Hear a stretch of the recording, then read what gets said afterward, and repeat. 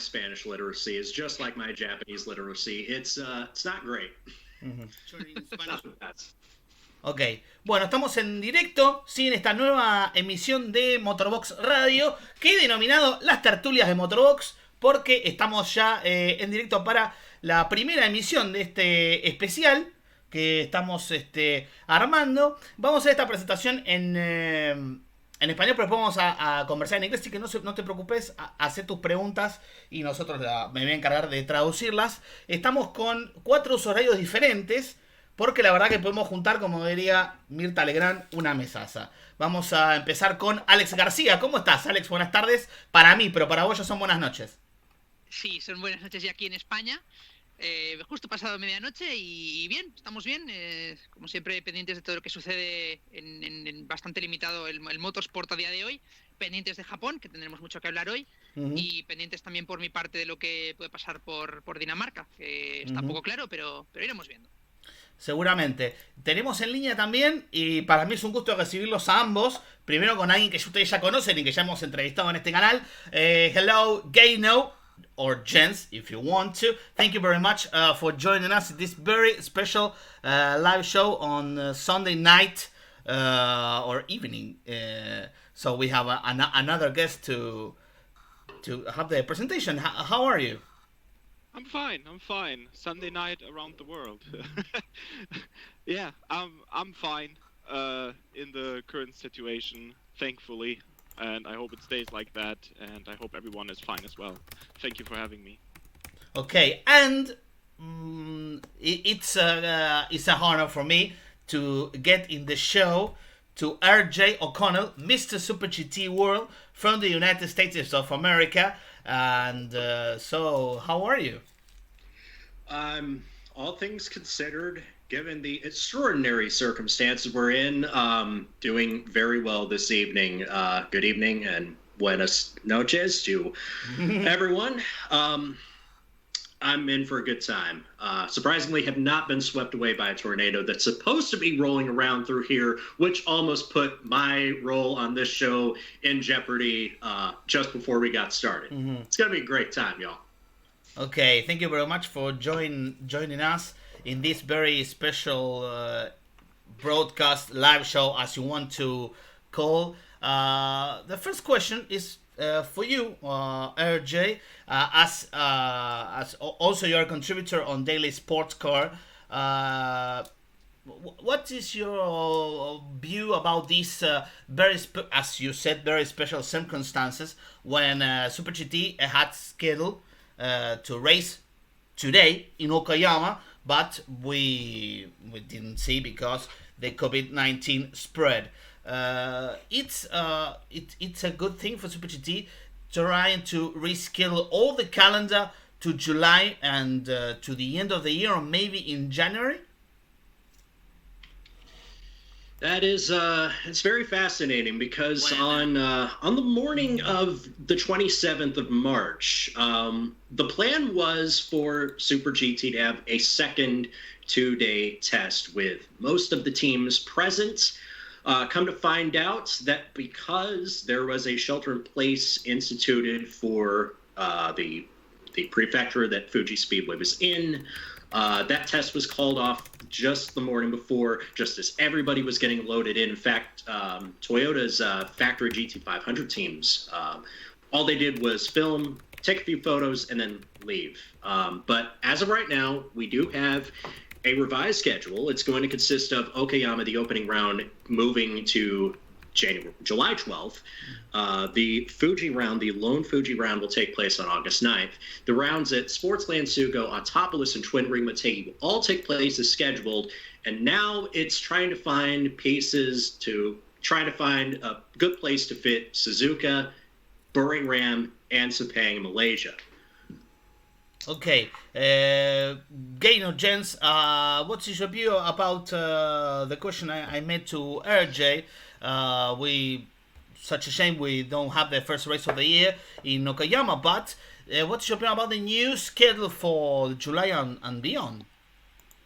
Yeah, it's a real shame that today we're supposed to see live racing. I mean, if you check the Super GT channel, you were able to see some racing this year, not this weekend, not just from this year, but from 2011. They streamed the Fuji 400 kilometers round and the Sepang round on Saturday and Sunday, which is pretty cool. It's a great service. So if you haven't seen those races, I highly recommend checking them out, especially the Fuji one. It's pretty wet, to say the least. And it's good that they already have a provisional schedule. I want to believe that we're going to see racing in July, but considering the current situation, I'm not so sure if this is going to work out. The problem here is that, as RJ said already, the test had to delay it because there was like this request of shelter, and now they moved one step forward and declared a state of emergency for several prefectures in Japan, among them like Tokyo and Hyogo, Osaka prefecture, and many more. So state of emergency doesn't mean lockdown, because they cannot force the people to stay at home by the law, unlike many like American cities or European cities, or countries rather, are doing. But the governors of the prefectures, they have certain measures they can take up to like 3. They can go 3 levels higher. So, and with all the postponements going on, either be it from Super GT or Super Formula, they wrote that they had to delay the races because of the spread of COVID-19, but also because of the state of emergency. And the problem for me is that the state of emergency only happened just now, in April. So that's pretty much a month after many other countries were doing it. So if Japan, and unfortunately the number of positive tested infections is rising every day. So if Japan will see a similar like curve going up, similar to the other countries, I don't know if we'll have an environment safe enough for racing in July. I want to hope, but I'm a bit pessimistic. I'm sorry. Okay, I will translate to Spanish the answer of both. Which lo que les pregunté a Rory y a Geinou un poco es, bueno, que no tenemos carrera este fin de semana en Okayama del Super GT, que iba a ser el debut de Sacha Fenestraz en la clase GT500. Bueno, si estaba bien que el calendario en efecto arrancara en julio. Jens Geinou es un poco más pesimista. En el caso de Rory, bueno, como un poco a la espera de todo lo que vaya a pasar. Indudablemente que la expansión del coronavirus ha hecho un poco difícil hacer predicciones, pero bueno, Super GT también, como lo dijeron ellos, tiene las carreras que las vengo recomendando a partir de la nota de Jens, sobre carreras viejas que ustedes pueden disfrutar, las del 2019, todas en inglés, en YouTube, con el comentario de Amisawa. Así que bueno, eso ustedes lo pueden hacer tranquilamente. También vamos a hablar con Alex en inglés, pero yo voy a ir traduciendo de a poquito sus respuestas. The same question, Alex, as Jens and RJ. What is your point of view about this reschedule starting in July and maybe the finish in December or January, waiting for a positive evolution of the COVID spread? I think it's really, really brave that they went ahead and rescheduled everything, where pretty much nobody else is doing it except for MotoGP, and even then, they're still canceling races left and right. So these are Super GT really is one of the first few series that actually is publishing a review calendar for this year, which of course for them it means there's a certain let's say they promised to try and make it happen. They could have waited 1 month or 1 month and a half more before saying anything else. So to me that speaks of what their belief is, and that is that they expect it to be raceable in July. Personally, I'm not entirely sure. I hope it will be raceable in July. I have the feeling that if it was a different type of series, like maybe Super Formula, it might be able to be done. It might be possible to be done, without the crowd, without people watching on the stands, just because there's less people working on it. I mean, relatively speaking. But if we speak of Super GT, I just find it very, very difficult to imagine, even without people on the stands, that they would actually make it happen. I was looking just by chance. I was looking at the Sugo circuit, for example, a few hours ago, and I was thinking, it's so cramped already when they go and race there on the paddock, right? So if you have basically the crews for 49, 50 cars in the paddock, everyone is in such a tight place, and I just don't think they can make it happen in some of the places too early. And I really, really hope that things are going to be good enough in July. And in a way, this is what I was talking about the other day. You cannot take the crystal ball and see the future, but I just have the feeling that publishing now and saying now that they expect to race in July is just really, really brave. And when I say brave, I mean it in both senses, good and bad. Good because it shows their belief and their trust that this is going to be okay, but at the same time, I have to wonder what happens if they have to change things again. But anyway, to me, maybe what's most important or what's most intriguing is how they're going to deal with the situation with Thailand and Malaysia, which is to me the rounds that are maybe a bit more difficult to reschedule for logistic reasons. How long it takes to send the cars from Japan to basically Asia mainland, let's say, although none of them is to mainland. It takes a long time. The good point, let's say, the good side of this is that both races have very good weather all the way throughout December, January. So it doesn't really pose a problem, let's say, like Fuji or Suzuka would have in December. We know that we've seen snow falling in January in Fuji, so that would be impossible to race if that were to happen. So if you put Fuji, one of the rounds in Fuji or Suzuka at that kind of date, you might have a risk of not having barriers or not having any other problem, but actually weather. Whereas in Thailand and Malaysia should be fine. So I think that's why they put off the races, let's say, TVA for the time being, not really announced when or how. They probably expect to find a good moment because they have more flexibility, probably, in terms of where and when they can put this. But anyway, I still find it a challenge, to be honest. So I'm quite intrigued to see how they're going to deal with it. Lo que decía Alex un poco es que es más probable que se puedan reprogramar las fechas internacionales que el Super GT tiene previsto en Tailandia y en Malasia. Un poco porque el clima lo permite en esas zonas del campeonato, no así digamos en lo que es Japón, pero bueno, es una situación muy difícil que ha generado la cancelación de todas las carreras que teníamos previsto hasta por lo menos julio, ya que también se ha postergado, por ejemplo, las 24 horas de Le Mans. RJ, what is your view about the Suzuka situation? The circuit has not a date for Super GT right now, but yes, for Super Formula. Maybe it will be hard to reschedule the round. It was due to take the green flag on May. It's very fascinating to see where they may try and fit the Suzuka round, because Suzuka, as of now, is scheduled to have a doubleheader round on 14th and 15th of November as part of the 2020 Super Formula Championship. That, of course, we're expecting to be the closing round of the season, but there is also an opportunity in that we could see it lumped in with the Asian Le Mans Series, which is set to come to Suzuka on the 29th of November. So you could kind of have an Asian Le Mans Series Super GT doubleheader if and somehow that could work. I feel like ideally Super GT would love to have the championship finale on Japanese soil if that is something that could be done. And it's just going to be fascinating to see where this all shakes out. But ideally, I think they would like to have it in a situation where it could be grouped with another championship, and I don't really see them having much of a choice in the matter. Okay. Geinou, what is your view about Suzuka to reschedule the round, the 300 kilometers, due to take the green flag in May? It will not be possible.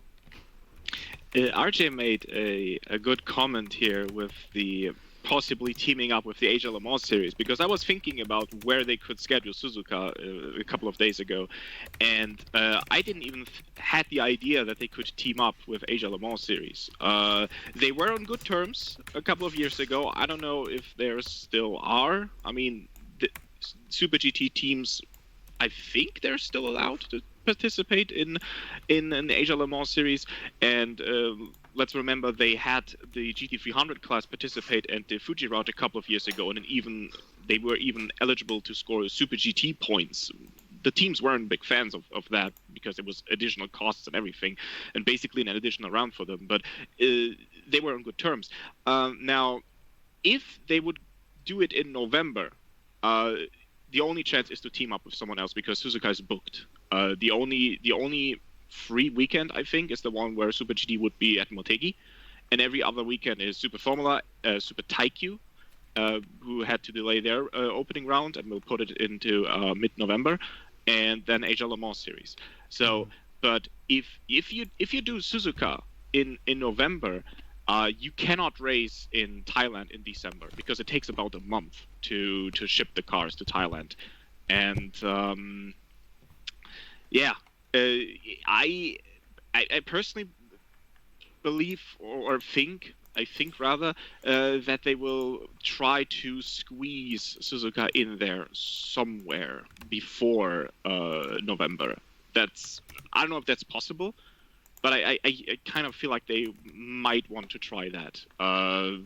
But when and how and where, that's difficult. I do want to say something really quick because Alex said because of the weather in December and January. The only problem with the weather they have in Malaysia is that on the evening it starts to rain, and quite heavily sometimes during that time of the year, and they feel that during the winter tests. And Malaysia is supposed to be a night race, so that could lead to some problems in a way that there might be too much water. I don't know, but obviously there wouldn't be like the fear of having snow.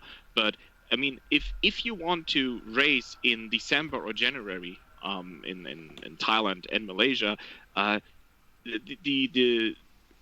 the big advantage is because they have the traditional winter tests in Sepang in December and January. They have tire tests there, so they can just leave the cars there, right? But if they race in January, they will lose pretty much a month of preparation for the next season. So that's also tough. And then, of course, you have the situation with the sponsors and everything. Like Malaysia wants to do like this whole huge festival. This huge festival, Super TT comes back, and you want to have this festival with live concerts and everything. So rescheduling that isn't as easy as it might seem. So we will see how this will turn out. Ok, lo que estaban diciendo un poco, sobre todo Jens, es que el punto sobre el que estaba asentado Rory para la respuesta es un poco que cuesta un mes, si la carrera se hace en noviembre de Suzuka, llevar los coches a Tailandia, con lo cual es bastante complicado de programar la fecha. Y también hablaba de la carrera de la Asia Le Mans Series, que también se complica. Recordemos que en noviembre no va a haber fecha de WEC porque se reprogramó el calendario con una carrera de 8 horas en Bahrein que se adelantó de diciembre a noviembre. O sea que Bahrein va a tener 2 fechas en el Mundial de Endurance. Y esto va a permitir de alguna manera que tal vez alguna otra fecha se pueda reprogramar en noviembre si es que el coronavirus nos deja un poco de respiro, ¿no? Alex, the Suzuka situation, as we chat with Rory and Jens, what is your view? Yeah, it's definitely difficult because basically what the guys were saying as well, it's not just Super GT, it's not just Super Formula. You have Super Taikyu to take into account, and you have, of course, all the few, of course, less important, but all the few regional events that still exist. We need to remember that there's a few, there's a Formula 4, not the Formula 4 FIA that goes with Super GT, but you have Formula 4 JAF, which races there a few times. Last year they were racing until December, for example. So this is something that also needs at least some time to race, at least some weekends to race. I'm just wondering whether some of the regional events might try to race on weekdays instead of weekends, just to try and squeeze everything in. I think that's the biggest challenge. But it's still something that they have to do. And for a racetrack, cramming everything in 2 or 3 months, it might be not as easy as some people might think, of course. And yes, Jens was saying about the weather in Malaysia. Of course, I was thinking a normal race in the day, not in the nighttime. And I can definitely tell you, I've been there a few times, and the weather when it's raining, it's just terrible.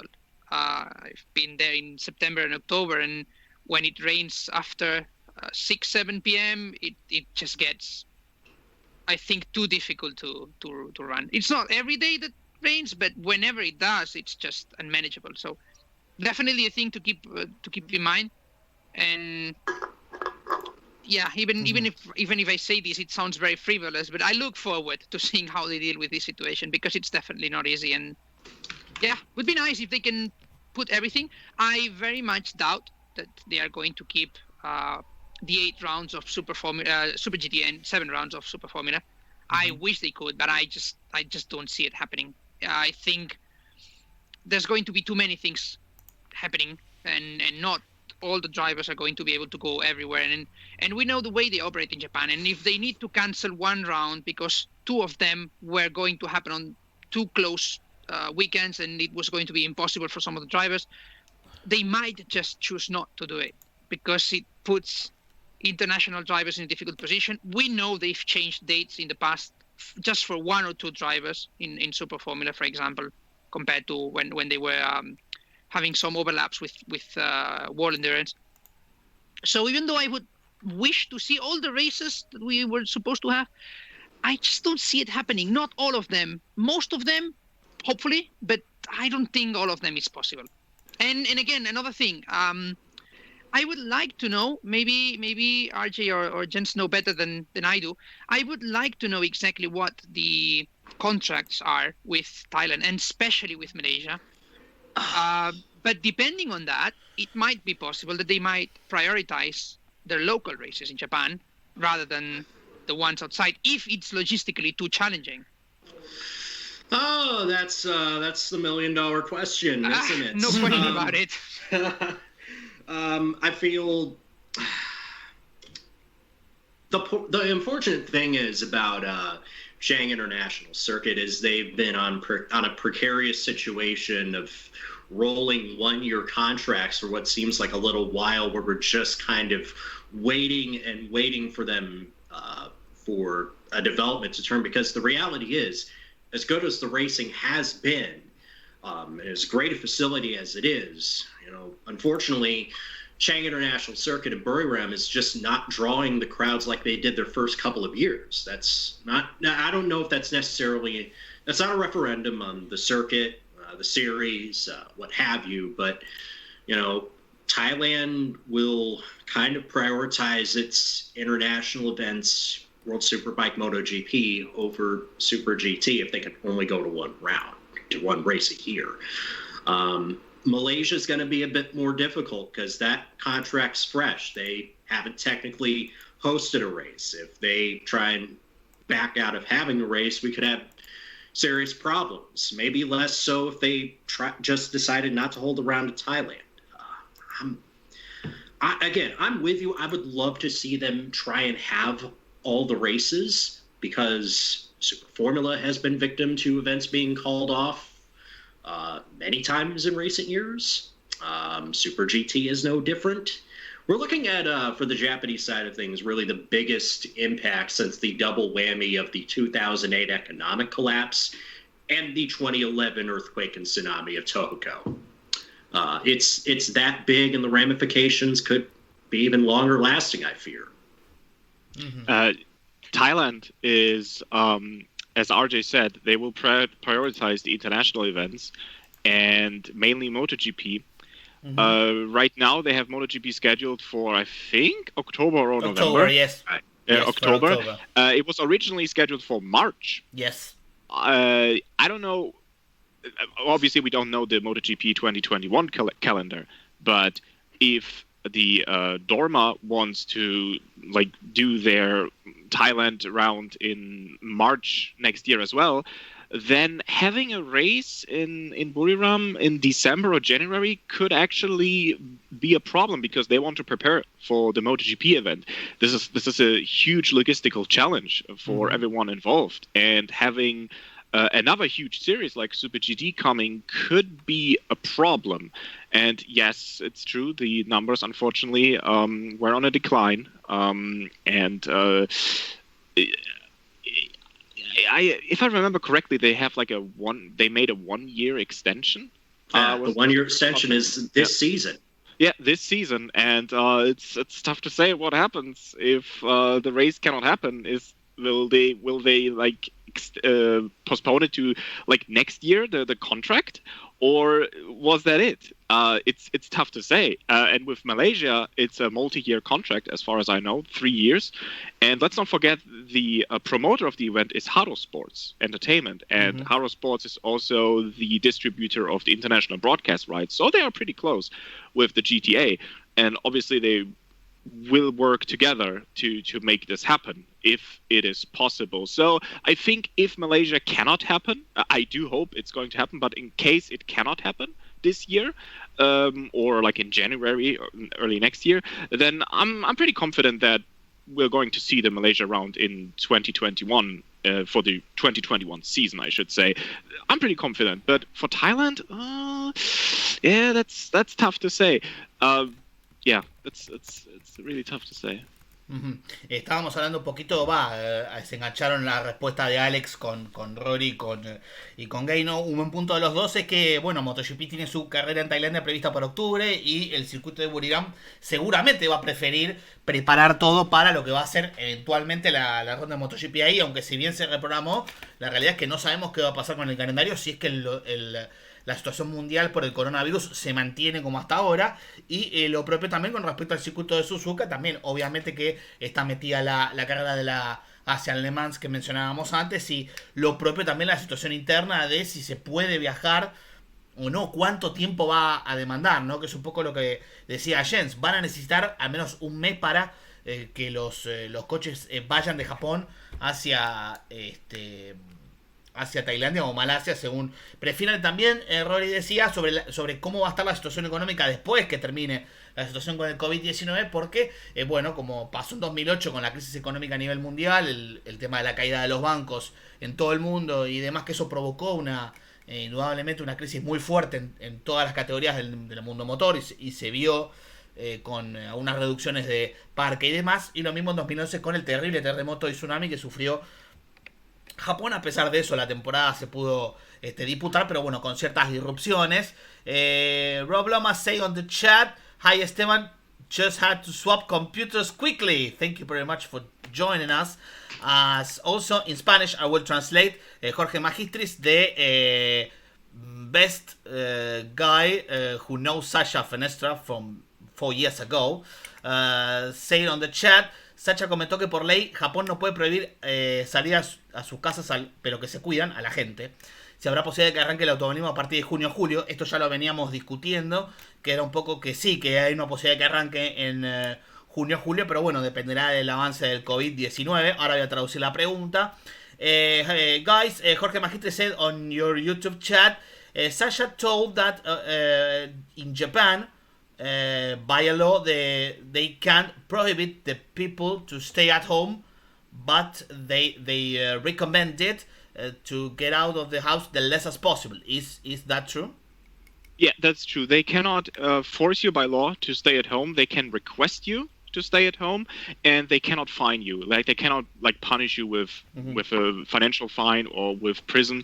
This goes back to after World War II. The laws, and that certainly won't be changed. However, so right now they are on level 1, the state of emergency, where they request people to stay at home. Level 2, they can actually public name businesses that stay open and people who go out, and they can basically publicly shame them by saying, hey, you're not following our requests. And the third level is they can make a directive.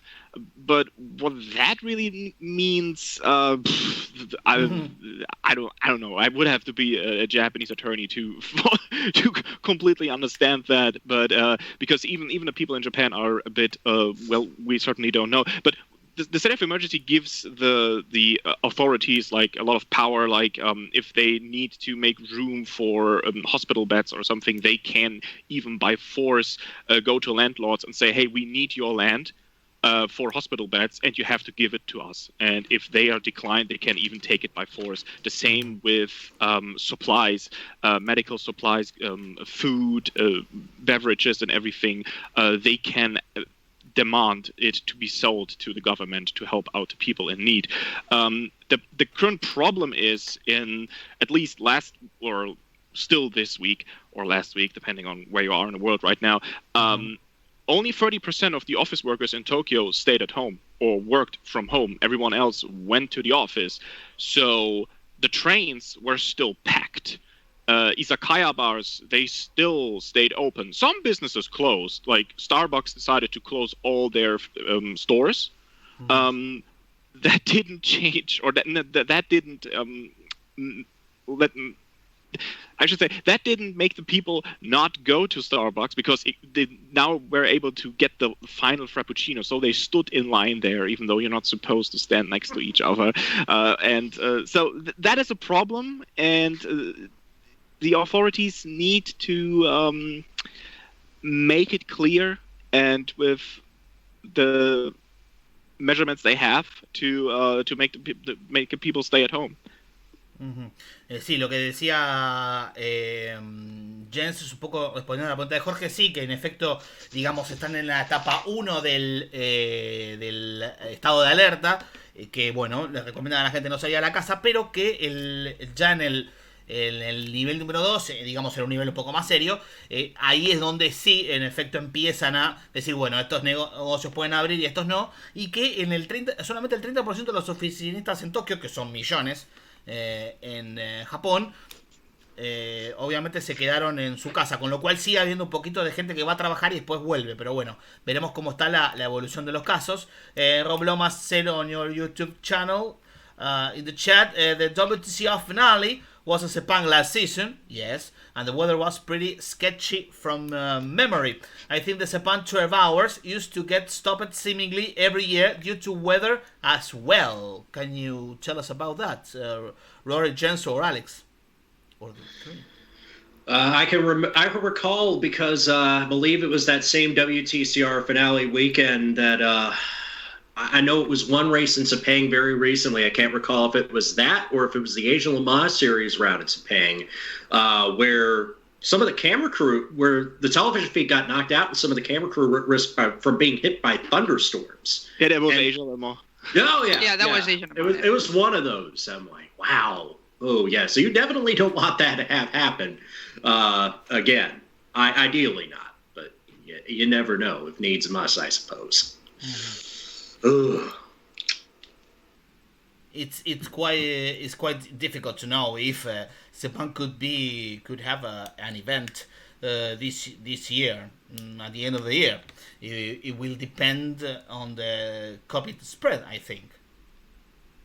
Yeah, that's true. I mean, there is a reason they didn't like do a provisional schedule and say, okay, you know what, in July we will start with Thailand and Malaysia. Like they originally intended. They wanted to race there in July, with a like back-to-back, just a week break in between to ship the cars from Thailand to Malaysia. But you don't know about the travel restrictions.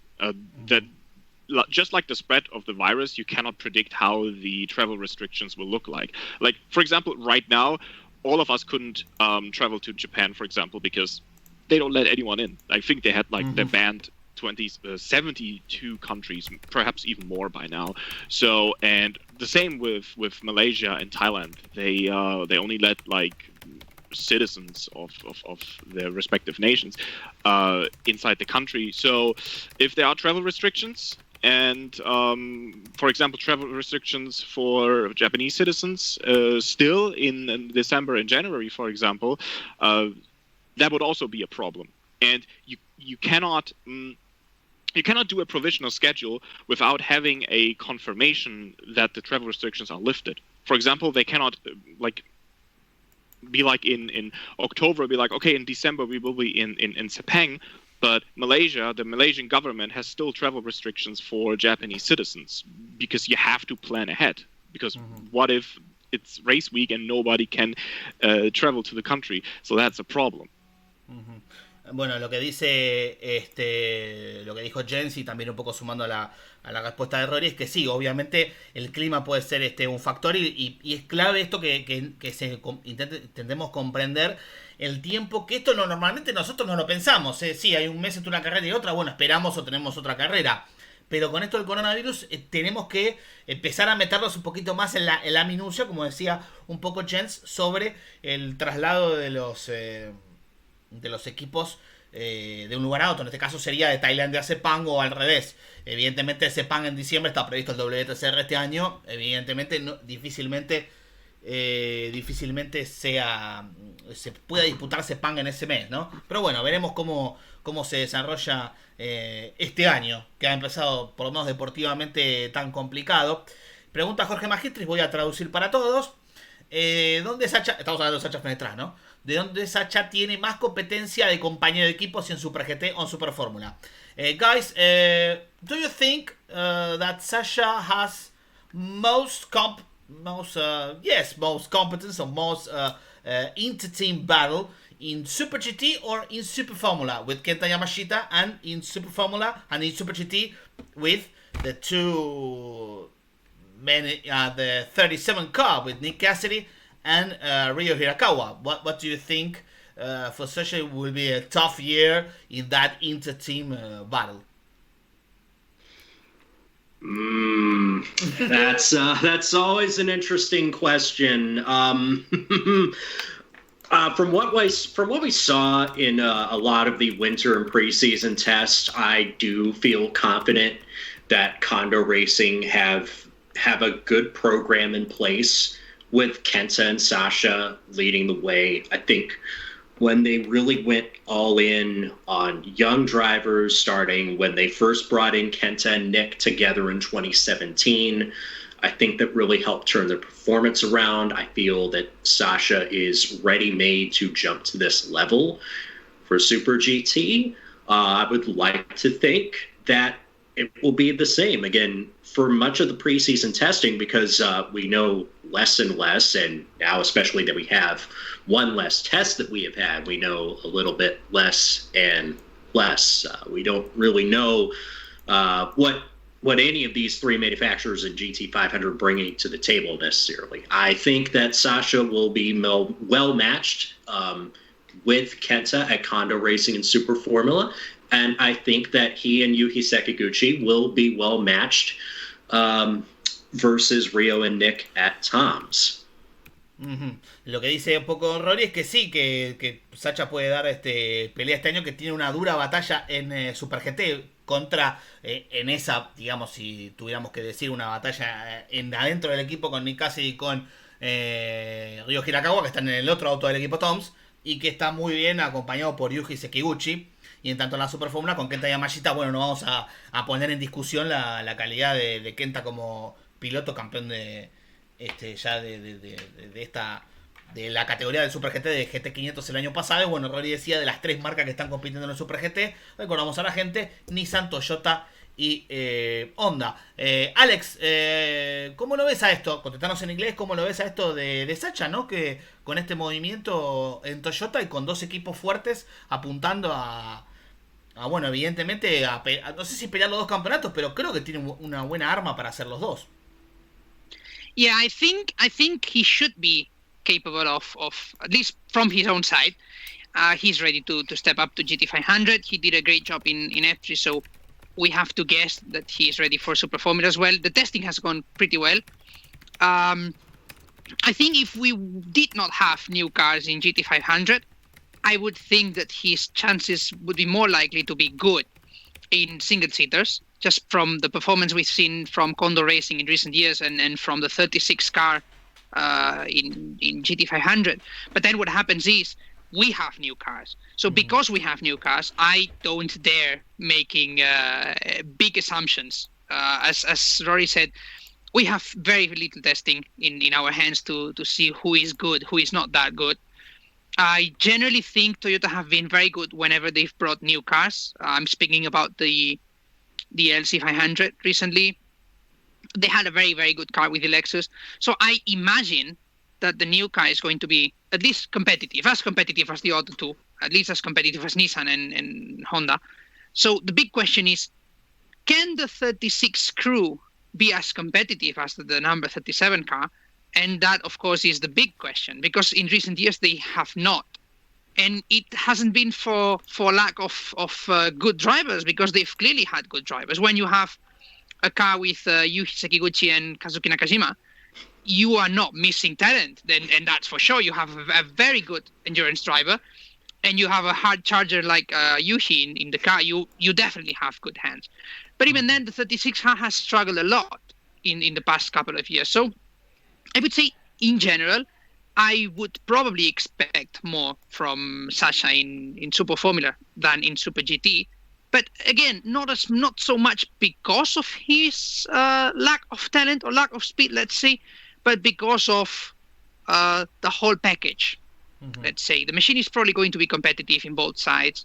He is going to be competitive on both sides. My question is, can the number 36 crew find a way to be as quick as the 37? And I'm not sure. I hope they will be, because I love Yuji. He's such a show to see on race, especially when the car is performing. Oh my God, he really is. He's amazing. So I would love to see him do well. So that's what we have to wait for. See how much they can do. Mm-hmm. I have to say, and just off it's going on the side for a little bit, but I think Yuji has been, not always, that's probably what he's missing, but whenever he's been good, he's been absolutely amazing. So that's why we like to see drivers like that, let's say, have this regularity that maybe they are missing, because when they are there, it's a treat for us to watch. Uh-huh. Lo que dice Alex un poco es que bueno, que sí, que Sacha está, digamos, en un buen lugar, que tiene una buena competencia, y que Yuji es un muy buen piloto para que lo acompañe en su ascenso de GT300 a GT500. Y ya que mencionó a Sekiguchi, vamos a preguntar un poquito, porque quizás no sepan quién es Yuji Sekiguchi, y lo vamos a poner en común. Guys, for the Argentinian audience, or maybe Hispanic audience, maybe we don't know so much Yuji Sekiguchi. What kind of driver is Yuji, the next teammate for Sacha Fenestraz in GT 500 from this year? He reminds me a lot of guys like Tony Kanaan in their prime in IndyCar. He reminds me a lot of people like, let's say, at their absolute peak, like his mentor is Kazuyoshi Hoshino, a driver who was known as the fastest man in Japan and always an uncompromising competitor. And that's what Yuji Sekiguchi is. He is an uncompromising driver who will drive flat out at the limit with now more of a tempered, measured aggression than he used to have. He was once the bad boy of the circuit. He was like a John Lacey character, if you will, because he's always willing to drive the limit and sometimes beyond it. And he's also a guy who's had to fight for many of his chances. Here is a driver who was brought up in Toyota's Young Driver Academy, then was cut, wandered the wilderness in lower European categories, came back to Japan with Nissan, and then came back to Toyota, where he's now been a centerpiece of their domestic racing activities. So here's a driver who has worked hard to get to where he is to this point in his career, and it really shows in his driving, and that, you know, he is very much an uncompromising character.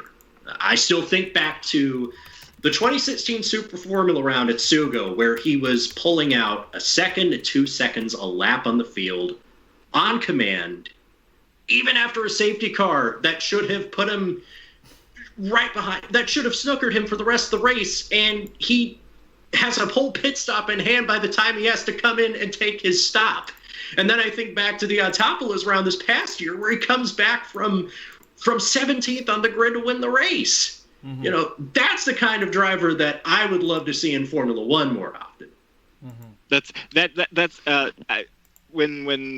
When Esteban asked about what kind of driver Yuki Sekiguchi is, the Super Formula round at Suga was the race that immediately came to my mind. This was such a phenomenal performance, very Michael Schumacher-esque in a way, because it was one qualifying lap after another.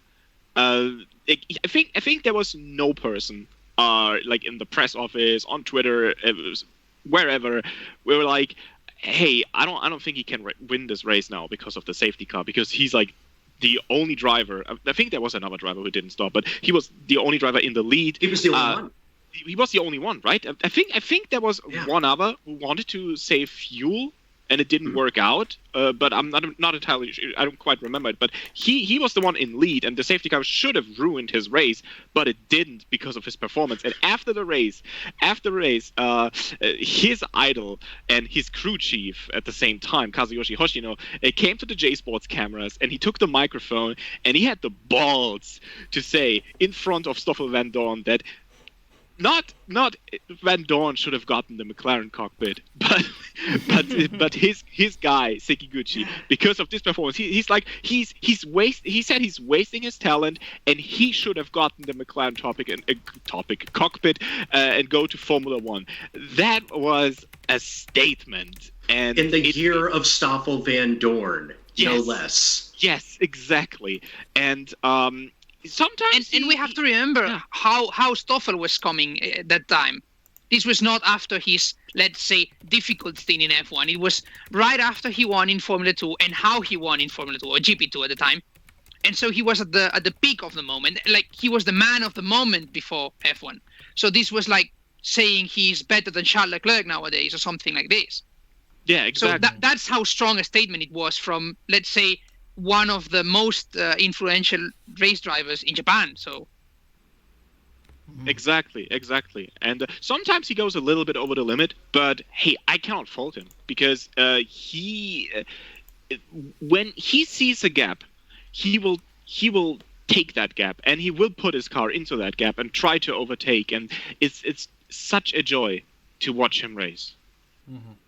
Ahí lo que decían los muchachos un poco, sobre todo Ronnie lo comparaba, que es muy piloto Yuki Sekiguchi, estamos hablando, ¿no? El compañero de Sacha Fenestraz en GT500 este año, un piloto muy rápido, a una vuelta que ha tenido una gran performance en Suga ahí por 2016, si mal no entendía a Jens que lo apuntaba, y que bueno, que una pelea con Stoffel Vandoorne formado por Hoshino, Alex, ayúdame en esta si me estoy equivocando un poquito, por Kazuki Hoshino, bueno, ¿no? Esto venía el comentario que en aquella época estaba pilotando en Super Fórmula el mismo año. Recordamos, esta actuación de Sekiguchi fue el mismo año que estaba Stoffel Vandoorne en la Super Fórmula.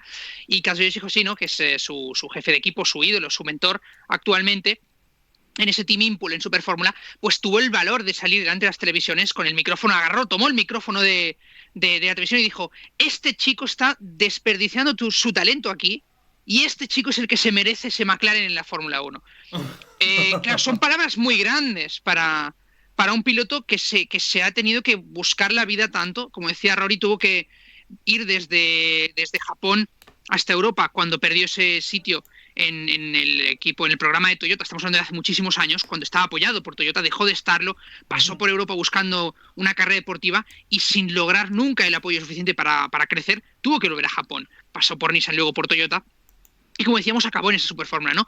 Que un piloto, o un expiloto ya, ¿no?, del calibre de Kazuyoshi Hoshino diga de ti delante de televisión que este chico tendría que estar en Fórmula 1, son palabras, es de lo más grande que se le puede decir a uno en público, ¿no? Es un poco, ¿seguro?, pues el equivalente como a nivel mundialista, pues que un Lewis Hamilton o un Sebastian Vettel pues hable muy bien de ti, ¿no?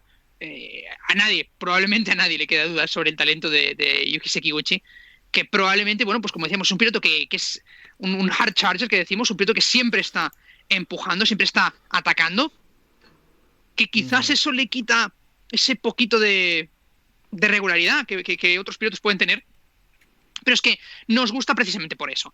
Es un piloto que no tiene compromiso, va siempre al máximo y busca siempre ese poco más. posiblemente esto le quite algún día alguna opción de algún título, pues es posible, sin duda, pero es un piloto que da espectáculo. Entonces, eso para el caso de Sacha Fenestraz, volviendo un poco a este tema, pues seguramente aprenderá muchísimo en esta temporada, muchísimo, y si realmente Yuji es capaz de entender tener ese extra de medida a la hora de pilotar, pues también puede ser que aprenda del propio Sacha, un piloto que es también tiene una buena cabeza, una cabeza fría, y por tanto, pues el uno y el otro pueden, a nivel de pilotaje, convertirse en candidatos. Como decíamos, la diferencia, la clave está en si los chicos del 36 consiguen tener el coche competitivo. Pero a nivel de pilotaje, es prácticamente el mejor compañero que podría tener.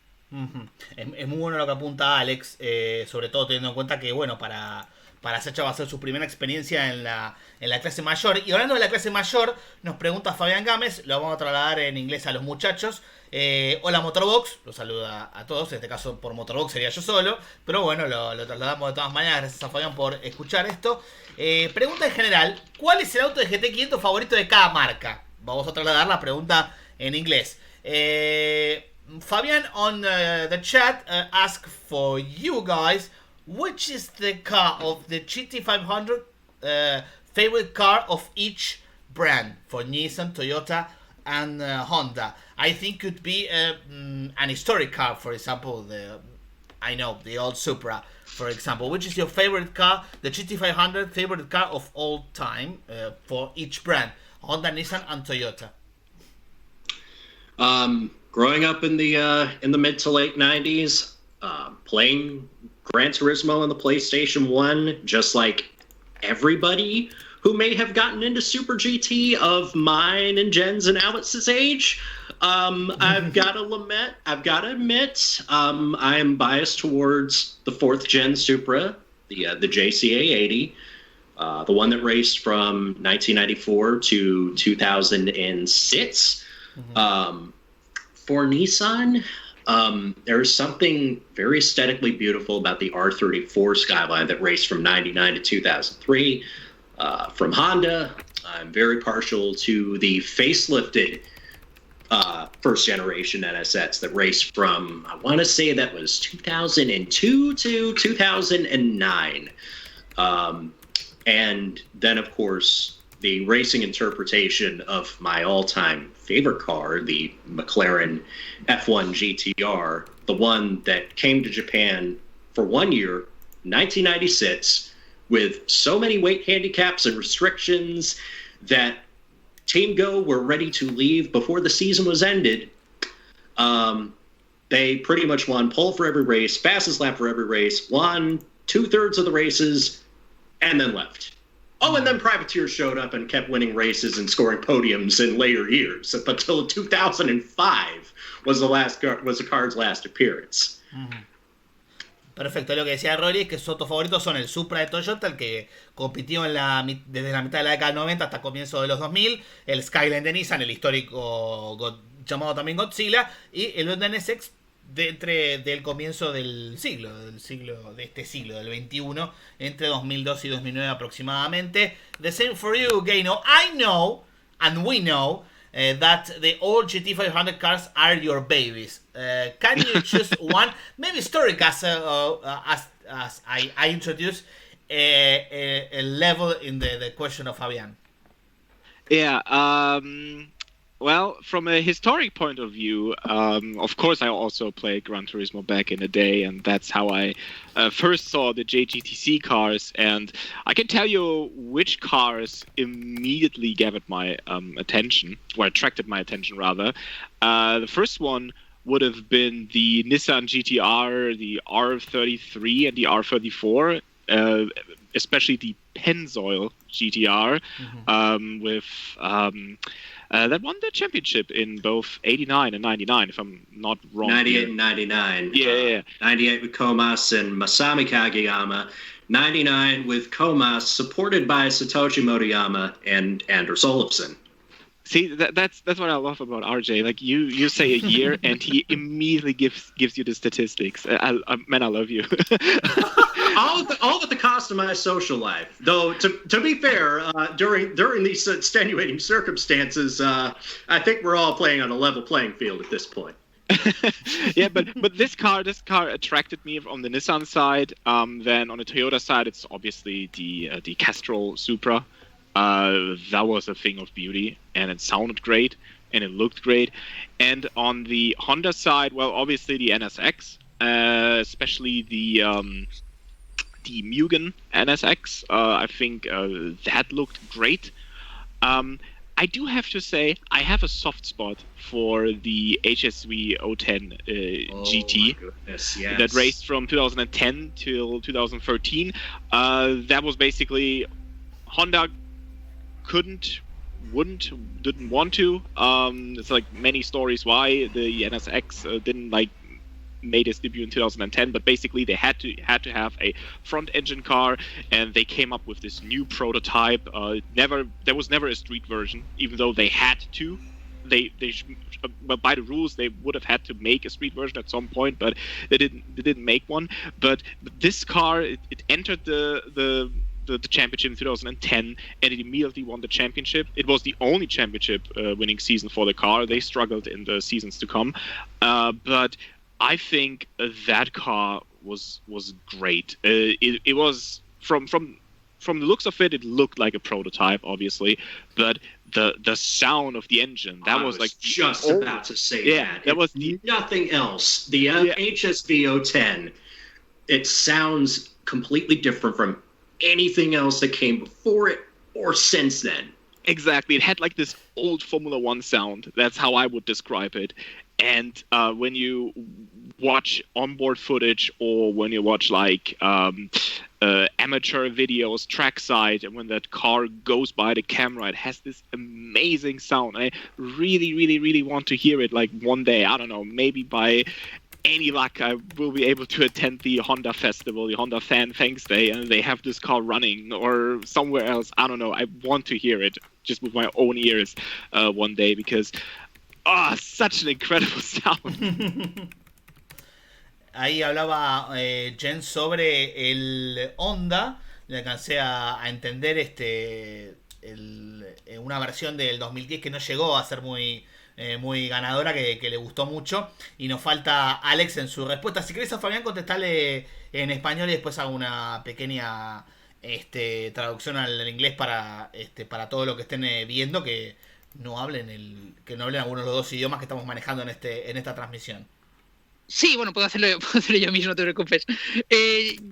A mí tengo que reconocer, me gusta mucho también ese Honda HSV de 2010, que más que no fuera muy ganador, porque realmente llegó a ganar el título en 2010, como comentaba Jens, era un coche que sonaba de maravilla. Eso es a lo que aludía él ahora hace unos momentos. Un coche que suena prácticamente como si fuera un coche de Fórmula 1 de los años 90, por ejemplo, ¿no? Te daba un poco esa sensación. Un motor que no se parecía a nada el sonido ni a los que han venido antes ni los que han venido después, por tanto, fantástico en ese sentido, ¿no? Y luego, pues, bueno, ya hablando más a nivel personal, yo tengo que reconocer, al igual que ellos, tengo un punto débil por el R34, ese Nissan, el Skyline, de finales de los 90, principios de los 2000. Probablemente no puedo elegir una sola decoración, un solo equipo. Me encanta el Calsonic, me encanta el Pensol, me encanta incluso el Zexel un poco más elegante, más en blanco. Decoraciones bonitas todas ellas. En cuanto al Toyota, seguramente tiene que ser el Supra. Y aunque la mayoría pueda pensar en el Supra de finales de los 90, que es un Supra que es bonito, a mí siempre me ha gustado mucho el Supra de principios de los 2000. Es un Supra que ya es más agresivo, es más extremo, es más aerodinámico, con más carga, más apéndices, y es más parecido quizás a lo que es un Super GT después. Un ejemplo, por ejemplo, fantástico es el de los de 2004-2005, los últimos Supra, antes de cambiar, o mejor dicho, al pasar del All Japan al Super GT, ¿no? Los últimos Supra que ya llegaron a estar dentro bajo el nombre de Super GT. Y eran muy agresivos ya. Y en cuanto a Honda, pues hombre, a ver, hay que elegir un NSX porque prácticamente siempre han estado con NSX. Si tuviera que elegir, probablemente lo haría también en esa primera mitad de los 2000, esos NSX, por ejemplo, los de Motul, los de Dom, evidentemente el coche de Raybrick también es histórico. y es difícil resistirse a ellos, ¿no? I was just talking about all these cars that I personally love, and I can only echo what you said, most of it, because Rory was spot on. We've grown playing Gran Turismo. That's our first introduction to all these cars, especially at a time where how else are you going to watch these cars from Europe or US, right? Mm-hmm. And that's when, after that, you find out what all these crazy looking cars are from, and you see this is Super GT. You find out what this is, and then you start getting into it, and it's like going down the rabbit hole. But for me, it's really the R34. The Skyline is just amazing at the end of the 90s. And it has to be probably the Supra. Mid-2000s, I like the first Super GT Supras. Like from 2005, 2006, all those late model Supras. It's long after the production was over. I thought those look amazing as well. This remind me, by the way, of the car that was used in the 24-hour of Tokachi, which was using the first hybrid system, and it just looks fantastic. Yeah. And of course, when we speak about the NSX, for me it has to be all those Motul liveries and all those Dom liveries, the Rave Rig as well, from the beginning of 2000s as well. I think it has that perfect balance between the old school NSX, but it already looks quite advanced. Maybe not as polished as the last NSX is before the HSV as well, but it just looks fantastic. And then I do want to make a quick shout out. Rory mentioned the successful European cars, in this case the Mclaren F1, which of course was dominating the season it came in first. I want to go the other way and mention the not so successful GT500 cars. I do have to say that we saw briefly Aston Martin was in there with Hito Tsuyama. I remember Ferrari was there with the 550 as well. But if we speak about odd cars, to me, the oddest of the bunch has to be the Maserati MC12, which of course did not race because it was just so uncompetitive. But it was there during testing. I've seen pictures of it, and I have to say it's one of those oddities that to me speaks what Super GT is about. Even you come with the winningest GT1 machine, it goes to Super GT, and it's nowhere close to the front.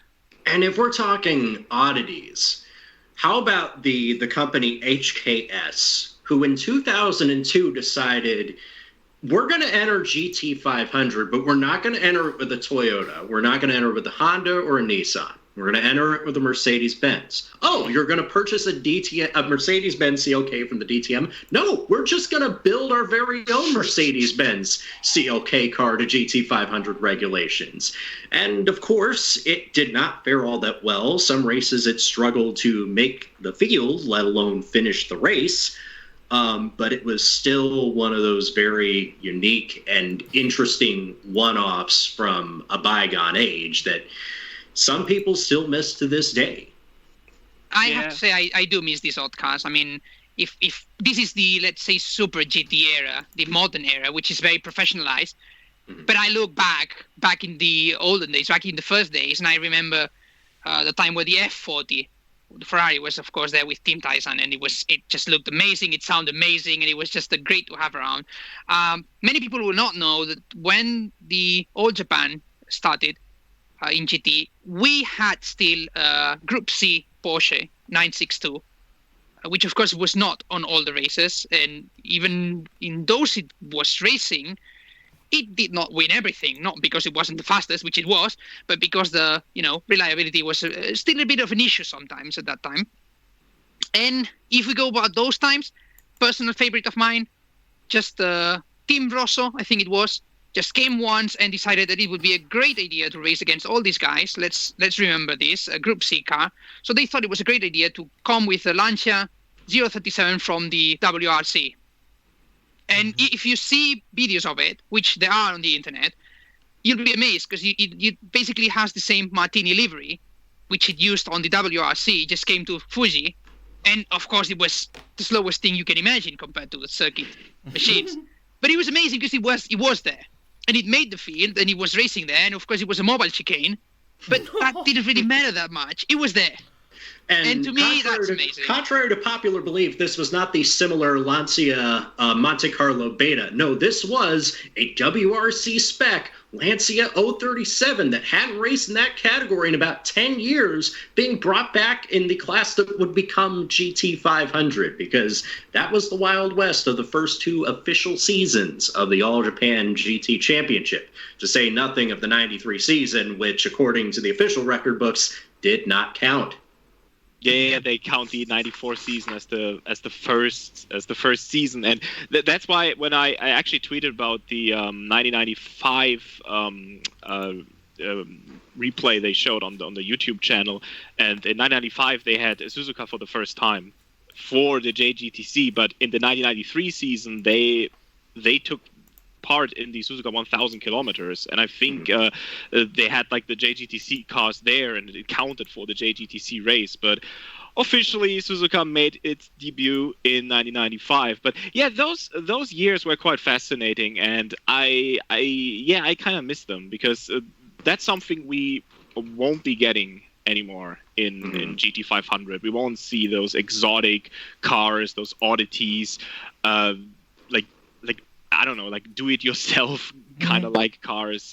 Even in GT300, it's became quite rare. That's why I think it was so great for Saitama Toyopet to say, hey, you know what? We're going to build the Mark X as a mother chassis, or Mooncraft teaming up with Cars Tokai Dream 28 and say, hey, we will put the Lotus Evora into GT300 as a mother chassis car. I think those are still kind of oddities, even if they are mother chassis cars, but they're still oddities in a way. And it's great to see still this small part of the series past still alive in some capacity. But yeah, in GT500, we're never going to see anything like we had in the past. No. Lo que estaban discutiendo un poco los muchachos, digamos, sobre estos autos clásicos, se remontaron un poquito a los comienzos del Super GT, y mencionó Alex en el 94 que entre otras marcas que compitieron, por ejemplo, Rory hablaba de el Ansia que compitió en lo que era, bueno, no se llamaba WRC, pero en el Campeonato Mundial de Rally en aquella época, en la década del 90, y mencionaste a pero el coche, al Ferrari. Perdón que te interrumpo, Esteban, porque el coche que vino del Mundial de Rallys, claro, no era un Lancia de la época, no era un Delta HF Integrale, que era el que corría en aquel momento, el Grupo A, sino que estábamos hablando de un coche de tan atrás como desde el 1983, si no me equivoco. Por tanto, era un coche de 10 años antes. Recordamos que entre medio había estado el Delta S4, luego entraron los Grupo A cuando se prohibió el Grupo B, y por tanto estamos hablando de uno de los primeros coches de Lancia del Grupo B, un coche campeón realmente, pero un coche que era un coche de 10 años antes. Y como decía Rory, muy importante esto, no estábamos hablando de un Beta Monte Carlo, que era esencialmente un 037 modificado para circuito, sino que era realmente un coche especificación de rally, apenas con suspensiones más duras, altura más de circuito, y poco más. Realmente era prácticamente un coche de rallies compitiendo en ese digamos, Japan GT Championship, digamos, ¿no? En ese segundo año o primero oficial del campeonato. Y sí que es verdad, como ibas a decir también, pues que había mencionado ese F40, fantástico. Yo la verdad es que reconozco que me enamoro cada vez que lo veo. Y también ese Porsche 962 del Grupo C. Ambos, por cierto, tanto el Ferrari como el Porsche, de ese Team Tyson, que recordamos con tanto cariño. Es donde Oscar Popila Rauri manejó los dos en distintas épocas. Exactamente. As we spoke with Alex in Spanish, that Oscar Larrauri drove the Porsche 962 and the Ferrari FT40 1994 with that win with Tetsuya Ota in the Mine circuit. What can you tell us about that? That was Ferrari's only win at Mine circuit in '94 with the Ferrari F40. Oscar Larrari, of course, Argentine driver to this date, the only Argentine driver to win a race in the Premier class, and Tetsuya Ota, of course, who we know is one of the great inspirational stories to come back after after a near fatal crash at Fuji in '98 to come back to building cars and racing on a sportsman level, and he still loves his craft. And I mean, it was a very special win from a different time. And that Ferrari F40, I mean, that was another one of my favorite cars from GT500 of yesteryear, and another one that something like it we'll never see for a while. Mm-hmm. Jens, what can you tell us about that? About that only win for Argentinian driver in Japan, Ford Super GT or GTC at that time. Yeah, it's Norberto Fontana came close. He had two podium positions, third place, twice during his run in the championship. It's actually quite surprising to think, because Argentina has a couple of great drivers, and to think that they're in 1994 there was like the only Argentinian victory in the championship is quite wild. But yeah. With a Ferrari, with Tetsuya Ota, on the beautiful Mine circuit, which unfortunately is no more, it's definitely, if you can find footage of that race or that circuit, it's definitely worth checking out. It's a very beautiful circuit, and now exists as one of Mazda's testing grounds, and has done since 2006. But if we're talking if we're talking about circuits from yesteryear that I feel like we should come back to, you know, there's been this grassroots movement in North America for the NASCAR Cup Series to bring back racing to vintage venues like Nashville Fairgrounds Speedway and North Wilkesboro Speedway, venues from the olden days when it was still very much a regional sport. And if we're thinking of a Japanese venue that could be quite similar, I'm looking at Mine circuit, and I know Mazda, you gotta open the gates up. You gotta let the fans back in, even for just once. Ahí lo que pedía Rory es que Mazda, que ahora tiene la propiedad del circuito de Mine ya desde 2006, que bueno, lo usan para circuito de test, que ya no está, digamos, abierto para carreras, ha quedado el circuito, pero bueno, no se usa para, digamos, competencia oficial. Ahí fue donde Popi Larrauri, grandísimo piloto argentino, para los que no lo han podido ver o no tienen tanta información. De hecho, yo les hice esta pregunta a los muchachos justamente por eso, porque no es muy conocida la etapa de Larrauri ahí en Japón, y Alex se refería al Ferrari que manejaba, que bueno, gracias al video que Jen subió esta semana, un resumen de la temporada 94, la pueden encontrar sin digamos, alguien locutando el informe en YouTube, y lo van a ver al final de ese video ganando la carrera en ese Ferrari, ¿no? Sin dudas, Poppy, uno de nuestros grandes volantes. Es cierto, como apuntaba creo que Jens también, no tuvimos muchos pilotos compitiendo en Japón, hablaban un par de podios de Norberto Fontana, pero la realidad es que han sido muy, muy escasos. Eso sí, entre los 80 y finales de los 90. Después ya han sido muy, muy infrecuentes. Así que bueno, ese era un poco el recuerdo que queríamos evocar. Esto que también comentaba Fabián en el chat, que el Lancia era del Grupo B, lo hemos comentado también. Y también vuelan cuestiones en nuestro chat interno. No sé si, Alex, querés agregar algo más de lo que estábamos discutiendo. Si querés ya pasamos a otro tópico. Sí, brevemente mencionar, ya que hablamos de Oscar Larrauri, pues mencionar que más allá incluso de esa presencia en el JGTC en esos primeros años, recordamos que estuvo entre 94 y 96, pues tener en cuenta también que creo recordar que entre 86 y 91 fue uno de los pilotos también importantes del campeonato japonés de prototipos. Hay que recordar, muchos no lo conocen, existió durante bastante tiempo ese campeonato de prototipos en Japón. Hay que recordar que era una época en la que Toyota tenía sus grupos Cs, Nissan también los tenía, Mazda los tenía, los Porsche eran asequibles para equipos privados y por tanto era un campeonato que estaba en clarísimo auge en ese momento, hasta que evidentemente la normativa internacional cambió, entonces los grupos C pasaron a ser considerados C2 durante un tiempo muy corto, antes de ser prohibidos, y entonces pues un poco el campeonato fue precipitándose, y en parte eso fue lo que acabó desarrollando ese nacimiento del All Japan. Entonces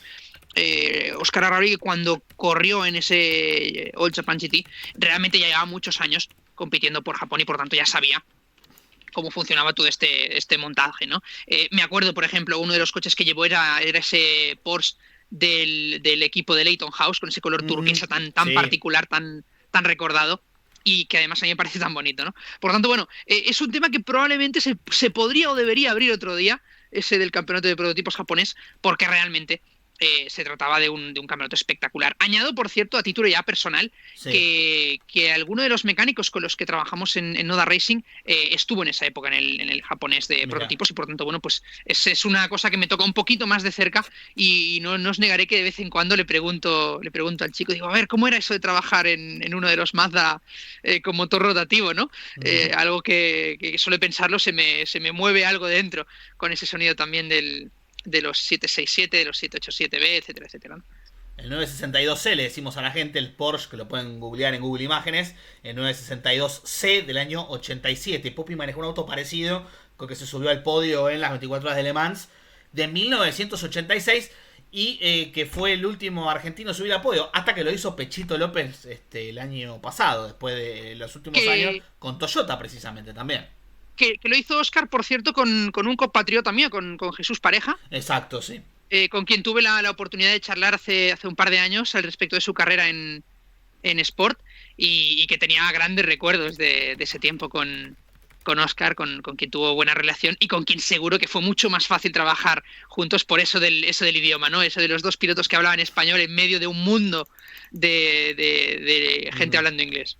Y sin duda también, y a Poppy, hay que decirlo también, le tocó, como a Kiki Mancilla en su momento, le tocó esa época de los 80, a Kiki le tocó la guerra de Malvinas, corriendo en Inglaterra, y a Poppy también le tocó el ascenso, la llegada de la Fórmula 1 en una época muy complicada, así que por eso está bueno revalorar la carrera de Poppy, y sin duda también la de Kike, en este tipo de programas que tenemos la posibilidad de hacerlo nosotros como medio independiente, ¿no? Guys, we have spoke about Óscar Larrauri and that podium on Le Mans in 1986, and and that very difficult time for Argentina, as we mentioned Malvinas Falkland War in 1982. That moment, Kiki Mancilla was racing in England for West Surrey Racing, if I can remember correctly, and Poppy was trying to racing in Formula 1, as he did very few races, but and then he moved to sports car racing with a lot of success, and of course in Japan. Yeah, he was no stranger to the Japanese circuits. He was a stranger to the JGTC because he only had a few instances where he raced there, but in the prototype series that came before JGTC, he had plenty of experience and also some success. So I guess it's not that surprising that he and Tetsuya Ota scored that victory. So it wasn't like a surprise victory or anything. Mm-hmm. Okay. More like a confirmation of the talent of the two as well as the team. Mm-hmm.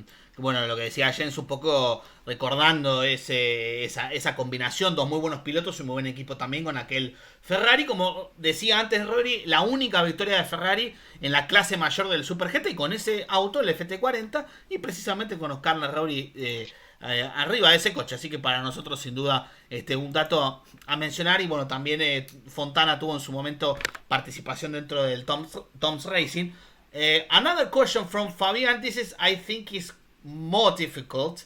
Guys, with current cars, which car do you bet, if you going to bet anyway, in the GT500 car? The Honda, the Toyota, or the Nissan for this 2020 season?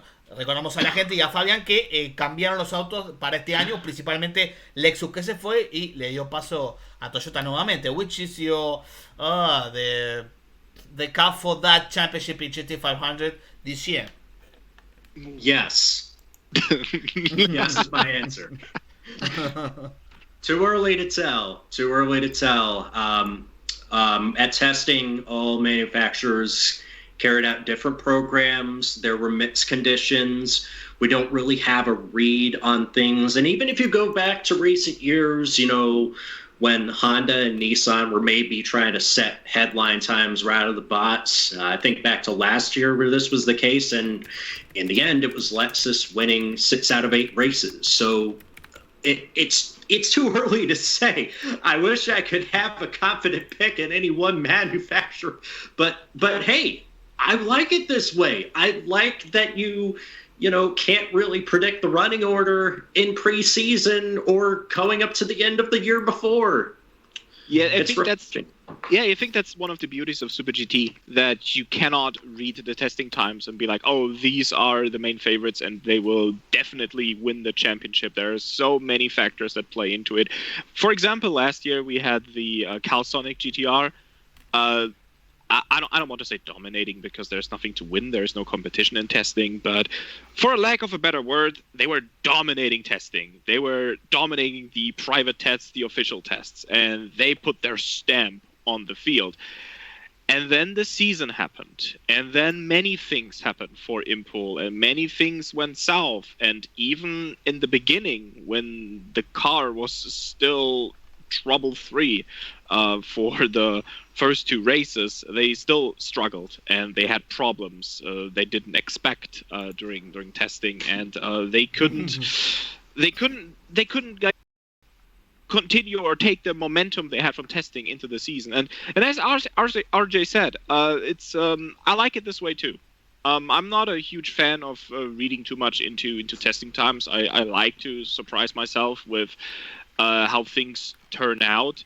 And especially with the weight handicap system, some cars can adjust better to having more ballast or to the fuel flow meter and everything. So it's really hard to predict. Even during the season, you can have like your favorites going through the track and be like, okay, so we have these cars that are this heavy, and we come up to Sugo, and in the past this manufacturer was really successful there, but still, there is always this factor playing into it that can change like the whole weekend, and there's this surprise factor, and I think that's one of the successes of Super GT as well. That you before a race weekend, you cannot say for sure who's going to end up standing on top of the podium at the end of the day. Mm-hmm. Alex? I would say all of the above. They are definitely all in there in the fight. And if we've seen something in recent years, is that generally speaking, they all have a shot at the title. Yes, we've seen Lexus dominating recently. Yes, we've seen years where Nissan was definitely stronger than the rest. We've seen all sorts of things lately. But generally speaking, I think all of them are in a good position. We have to remember that the regulations have changed enough from last year to this year that everyone is starting a little bit from a blank page. Not entirely, yes, true, but more than 2 years ago, 3 years ago, 5 years ago, it's a bit not maybe not so much, but a little bit like back to 2014 when the regulations changed enough. So I see enough things to actually look forward to a good fight between all of them. Toyota has a new car, definitely. It couldn't be newer than what it is. Honda has changed the engine position, and Nissan, you may look at it and you may think, oh, it looks similar, and it's not. You need to look under the bonnet to see what's going on, and there's a lot of things going on in there. So definitely, I think all of them have a shot. Who would I bet for? Difficult to say. I'm going to take a shot in the dark. I'm going to say I think Toyota might take it. Mm-hmm. There's a few, statistically speaking only, there's this tendency of new cars performing well in Super GT. I'm going to bet on this tendency repeating itself, but it may not. So, as I said, a shot in the dark. Uh-huh. Lo que dicen un poco todos es que es muy difícil elegir un auto que pueda llegar a dominar un poco el panorama, uno que sea favorito, porque intervienen muchas variables, la guerra de neumáticos, de la que seguramente vamos a hablar, que ya también hablamos la semana, el streaming pasado hace 2 semanas, y obviamente también los cambios para este año que han hecho que sin duda sea muy difícil predecir alguno, ¿no es cierto? I do have this in mind, so which rookie driver could impress more in Super GT this year? In GT500 or in GT300? When I look at the rookie field in GT300, I know we're not reading too much into testing, but is it fair to call drivers like Christopher Mies and Nicky Team rookies when they are basically used to this kind of racing, with Christopher Mies having won the 24 Hours of Nürburgring and Nicky Team having won the 24 Hours of Le Mans in class?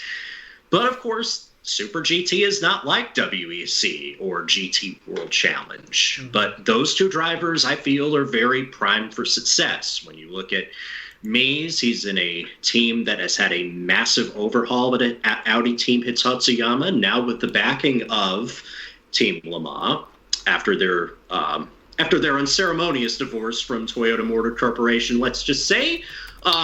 New surroundings, new team, new look. Christopher Mies looked good in testing, and he really likes driving these cars. In particular, likes driving on his Yokohama tires. Nicky Team is with D-Station Pacific Racing, with the might of Aston Martin behind them, with the new tire manufacturer in Michelin, and a team that has proven that they can win in other championships. Last year was uncharacteristically rough for D-Station Racing, but I have faith that they certainly cannot endure a second year without scoring a single top 10 finish. If I look to drivers who maybe don't have that kind of worldly experience, let's just say, Toshiki Oyu is a driver who's stepping into a very good position. He's stepping into the number 55 Arda Honda NSX GT3, the car that won last year's championship. What do we know about Toshiki Oyu? Well, he's won in All Japan Formula 3. He entered as a wild card in the Euro Formula Open round in Silverstone, supporting the 4 hours of Silverstone weekend, and thoroughly dominated the competition on debut. He is a very highly rated prospect of the Honda Formula Dream project. He is somebody who could have gone to Europe and instead is hanging his hat in Japan with a dual campaign in GT300 and Super Formula. He is going to be somebody to watch as the season progresses. Jens? Yeah, so I wouldn't call Nicky Thiem and Christopher Mies rookies. They are rookies, quote unquote rookies, as much as Jenson Button was a rookie. In fact, actually, Jenson Button was more of a rookie than those two guys, because for Jenson Button this was an entirely new car, and for them, they know the Audi R8, they know the Aston Martin, so it's just a matter of they have to adapt to the new environment. And going by the testing times, Christopher Mies did really well. Nicky Thiem, well, he still has to do testing in Japan because, well, he couldn't take part in the Okayama test, and because nor could Dennis Lind. That's true. That's another driver. We definitely have to watch for or pay attention to. I want to say, like in GT500, we have a couple of rookies as well. Obviously, we have Sacha Fenestraz, who I think will definitely make an impact.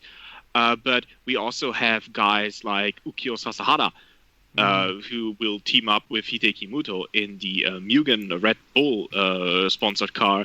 And he's a really fast young driver. And I think... well, of course, Team Mugen has to deal with the Yokohama tires, which aren't as fast as, let's say, the Bridgestone or Michelin tires. But still, on a good day, Team Mugen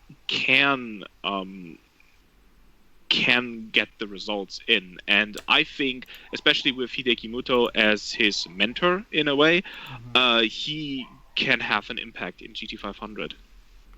Oh, and I'd be remiss if I forgot guys who were also stepping up from GT300 to GT500. Not their first full season on the circuit, but I think of guys like Nirei Fukuzumi, Ritomo Miyata, Hiroki Otsu were all stepping up to the premier class, and they're in good seats and have good opportunities to really impress this year, as well as Kazuki Hiramine, who really another great underdog story of a driver who was out of racing entirely for a while and is now driving the Kawasaki GTR for Team Impel. Yeah, that's true. I mean, that's the interesting thing is that Condor Racing quote unquote lost both their drivers, and they stepped up to GT500, just two different manufacturers, with Hiramine staying with Nissan, and Fenestraz obviously going to Toyota. Yeah, definitely, and another driver with probably the most iconic car on the grid. Definitely one driver to watch for or watch out for.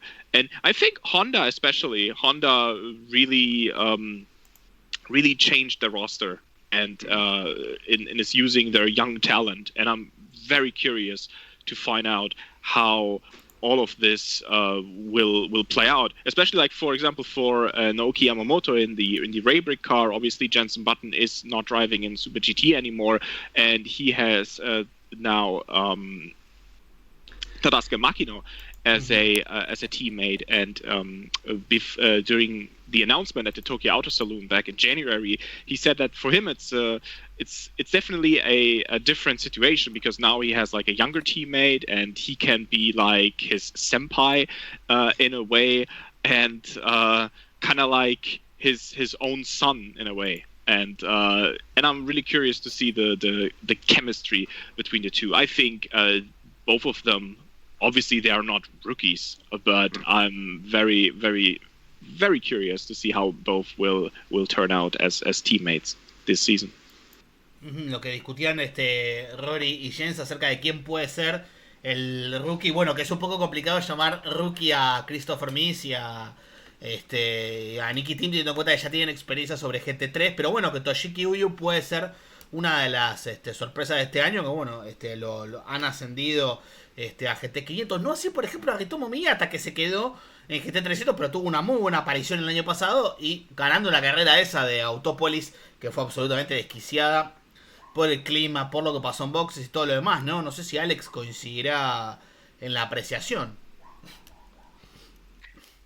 Yes, I think basically coming back to what the guys were saying, I think we have a ton of great rookies both in GT300 and GT500. I'm not going to repeat what they said because it would just be repeating myself, so it's not interesting. But I do want to say that we have such an amount of good, interesting drivers in GT500 who are stepping up that we are supposed to be in for a treat. Because when have we had this number of good drivers, potentially future drivers, potentially future champions in GT500 coming up almost at the same time? Let's say between those who just came up and those who are coming up now. It's like there's been this generational change of the old guard. And that's something that's very exciting to see.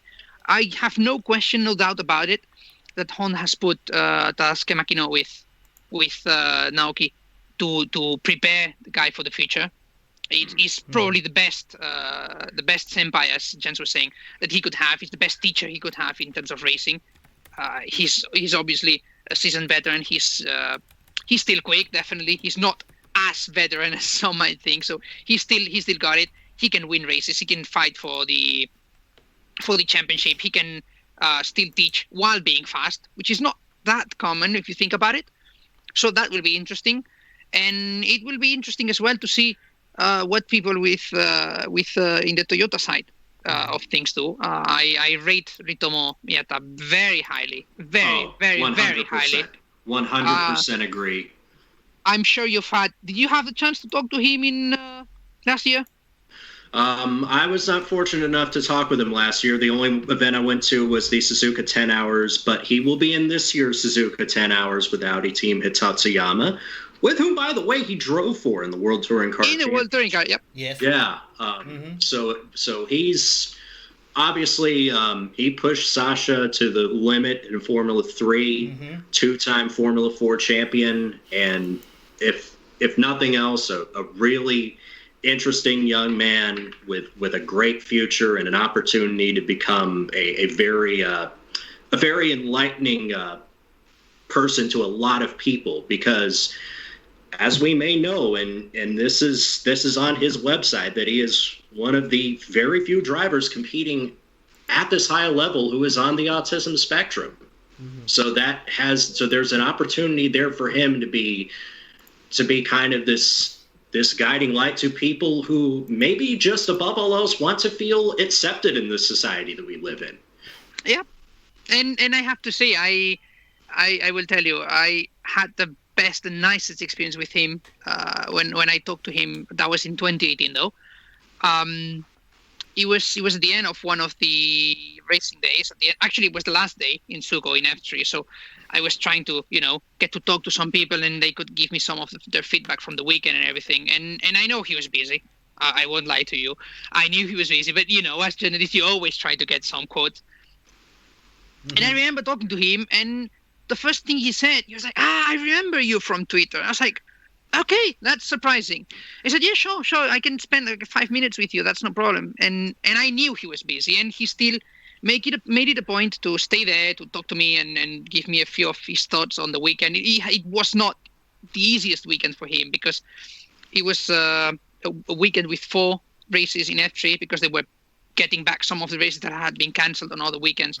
And while Shortsboy had won the 4 of them, he had struggled to be on the podium on all of them. So it wasn't exactly the easiest weekend for him, but he still made it a point to pay attention to me, and he didn't have to. And he was the nicest guy probably that I met on the weekend. So it was a very good experience for me personally. I already rated him very highly, but when you have these good experiences with people, you always get to see a little bit more of them, right? And for me, it's just a great example of how far you can get with passion and dedication and hard work. And I'm not going to say it doesn't matter, but sometimes our limitations, we put them ourselves, just based on the expectations, yes, but we still put our limitations ourselves. And sometimes we just need to say, you know what? It doesn't matter what people think that we can do. What matters is if we can actually do it, right? And to me, Ritomo has shown that exactly. And I'm sure there's a lot of people who would have thought back in the day, I'm speaking about maybe 10 years ago, they would have thought, there's no way this kid can do something amazing. And yet here he is. He's one of the shining lights of the Toyota driver development program, which that's amazing. I mean, let's think of how many youngsters want to actually get into that position. And he's one of the few who made it. So to me, that's just it's just admirable.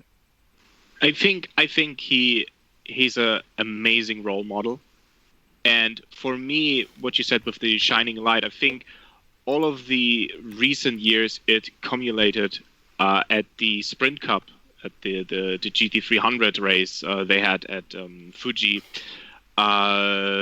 last year as the support event for the Dream Race, where he and Hiroki Yoshimoto, they won both races and the whole event.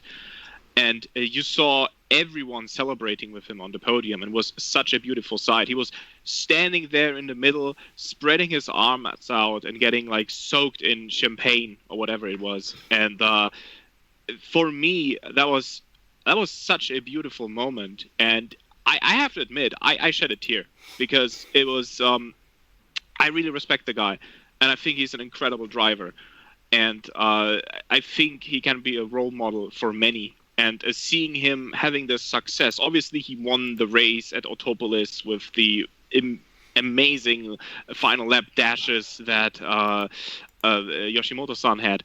But this time it was he obviously at Automovilismo he contributed as well, but this time he contributed even more during those 2 races. And seeing him having this success there, for me it was pretty sure it's like, okay, you know what? Next year I will see him in GT500. There is no way around it. And so it's great seeing him stepping up to GT500, and I think he's going to have an incredible year and many, many more to come. And to be honest, what he did on that guest appearance in GT500, I remember when he took the place in Team Sart, was it? Yes. No, it was at Tom's to replace Kazuki Nakajima. Yes. But by the way, I love how we finally have a calendar that had no clashes with the 6 hours of Spa and the Fuji 500, and Toyota's just like, nope, we're keeping Kazuki and Kenta separate to WEC this year. But that's a tangent for another day. Yeah, at Team Sart was Shotsuboi a year prior. Yep, exactly. That's why. Yeah, exactly. So it was It was 2018. Last year was Ritomo with Toms. He did a good job. I mean, he was unlucky with how things developed in the race. But to me, if you look at practice and qualifying, it was he did a great job, and especially for one who didn't have as much testing as obviously pretty much everyone else on GT500. Lo que estaban discutiendo un poquito los muchachos, muy interesante, es que bueno, de entre los pilotos rookie, además de que Toshiki Oyu apuntaba, Jens también impresionó los test de Superfórmula, que fue casi lo último que tuvimos de actividad deportiva en el mundo, sobre Ritomo Miyata, ¿no? El rival de Sacha Fenestraz el año pasado en la Fórmula 3 japonesa, donde él con Toms y Sacha con VMAX, que de hecho yo tengo puesta la remera de ese campeonato que ganó Sacha en este momento. Ustedes no lo pueden ver, pero como la vez anterior estamos vestidos ad hoc con la remera y bueno, que él evidentemente es un gran talento y que seguramente va a impresionar mucho en GT300 y que era uno de los candidatos a subir a GT500. Finalmente esto no pasó porque bueno, estaba Sacha dando vueltas y Toyota optó por quedárselo para reemplazar a Kazuki Nakajima. Pero bueno, como decía un poco Rory también en el comentario, bueno, al final habían decidido mantenerlo separado, pero las modificaciones en el calendario finalmente trastocaron un poquito los planes. Siempre decimos que el Super GT es una categoría muy particular y lo que vamos a preguntar ahora es ¿cuál es el punto de que lo hace tan particular? ¿Por qué el Super GT es distinta a las demás categorías? Guys, I was thinking about Super GT and which is the most important thing in Super GT to make different to the other series? I was thinking in the tire war, usually back in the days in Formula 1, no, actually, in other series in the world, also two manufacturers, but in Super GT, this is the very important thing. Is the most important thing the tire war, the engine, the aerodynamics? Which thing makes Super GT different than the other series like DTM or Supercars in Australia or others come to your mind? Well, Super GT now has similar cars to DTM. By the letter of the law, the engine's the same, the suspension part's the same, aerodynamically they're virtually the same. But what separates them from many other series is that you have, yes, this four-way tire war, which you don't see in many other series in general nowadays.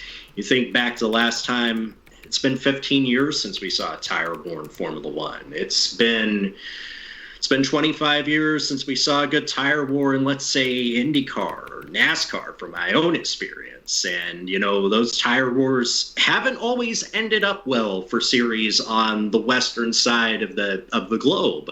But in Super GT, and there is this open tire war, and it does contribute to the racing. In addition, it is a success ballast formula. And yes, some people will interpret that as, you know, hey, the racing is, you know, it's a contrived competitiveness. But they do it in a way that still rewards you for being consistent. They've kind of tweaked it a little bit, so now you know, you don't have to coast through every single round and accumulate, you know, without winning races. You know, you could still afford to win races and be the out-and-out best team on at least 1 or 2 weekends out of the year. They do it in a way that, you know, doesn't insult the intelligence of the viewer and still makes for entertaining racing.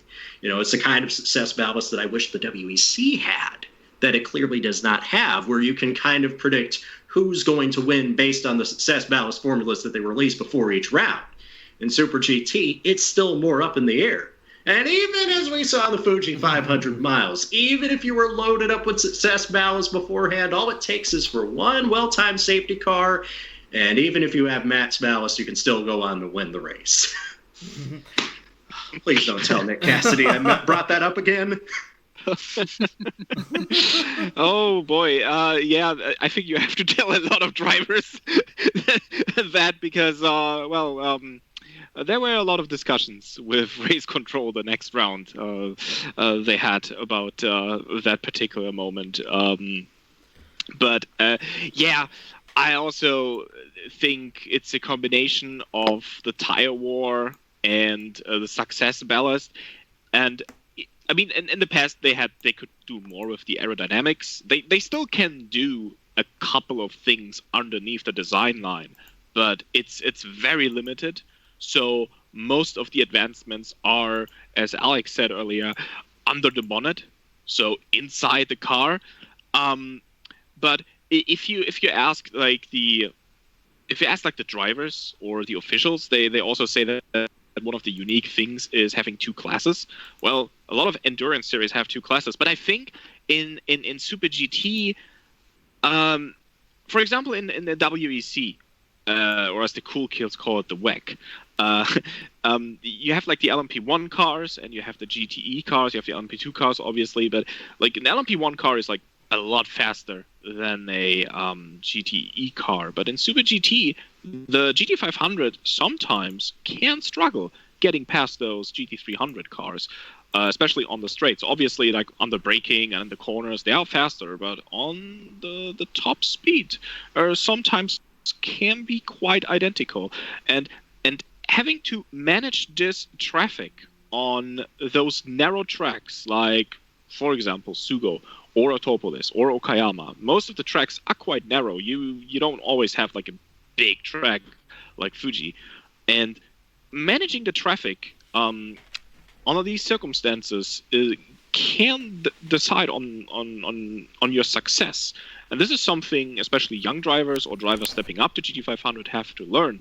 And you learn this by experience. You have to stay aggressive all the time to manage this traffic, and you cannot sleep trying to lap a GT300 car, because otherwise there will be someone getting past you, behind you. I remember, who was it? Was it Tsuyo Matsuda and Ryo Hirakawa a couple of years ago at Motegi, where they had this amazing battle managing the traffic, and everybody knew, or both knew, that if they just make one mistake, they might lose their position. And for me, this combination of having the two classes, the style of racing, the tracks with the tire war, obviously, which is a very unique thing, and it costs a lot of money, I know, but it's fascinating to see. I mean, a lot of the speed the cars have is by the advancements they do in tire development, which is crazy. That they can be so much faster with those tires. I mean, just for even in GT300, just look at the one spec tire, the control tire they have at the Suzuka 10 hours, and just look at the Yokohama tire most of the teams have in GT300 and compare the lap times they have for when they do qualifying at Suzuka. It's quite fascinating to see how much faster the same type of car is in GT300. Exactly. And one other thing about GT300 as well, while it is a secondary class and while it is traditionally been a Pro-Am or gentleman drivers category, it's not an enforced Pro-Am where you get the gamesmanship with FIA driver ratings that you would typically see in, let's say, IMSA GT Daytona or the Pro-Am categories in the WEC. They can run the best drivers that their budget can allow. Exactly. And so when you have those teams that do have an actual Pro-Am driver lineup, that makes it even more impressive if they're up there fighting for wins or podiums. Yeah, exactly. And the only thing they cannot do in GT300, at least officially, have a works team. So that's why you, have teams like Subaru, not Subaru, but R&D Sport, running the BRZ, for example. Essentially, they are a works team, but they're really not. In all but name, really. Yeah, right. But and of course, you have like the GT3 teams have like the work support. Like a Mercedes team has Mercedes engineers coming over to Japan to check on things and stuff like that. But still, GT300 is quite unique for a mainly, let's say, GT3 class. And even if there have mainly GT3 cars, you still have the JF GT cars, be it the two Toyota Pre or the BRZ or now the Supra or the mother chassis cars with the Hachiroku. So this is another unique thing, because you can show someone footage of a Toyota Supra overtaking a Lamborghini in GT300. Mm-hmm. Well, you could watch a Prius overtaking a Lamborghini last year. And yeah. That was yeah, that's exactly what, to me, that's what GT300 is. Yeah, and show that to someone who doesn't know anything about Super GT, and then they go, wait, what? Okay, this is interesting. Because it's not normally something you would see. And I think the key was basically the mix of all these elements. I don't think any of these elements is unique to Japan, but the fact that you have all of them in one category, that's what makes it unique. You have tire wear here and there.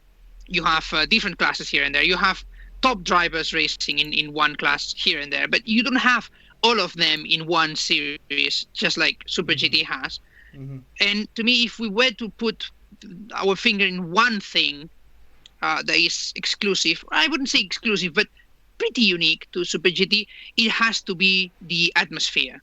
Mm-hmm. And this is something that you don't really see in national classes. Maybe outside places like DTM, and even then it's different. It's inherently different.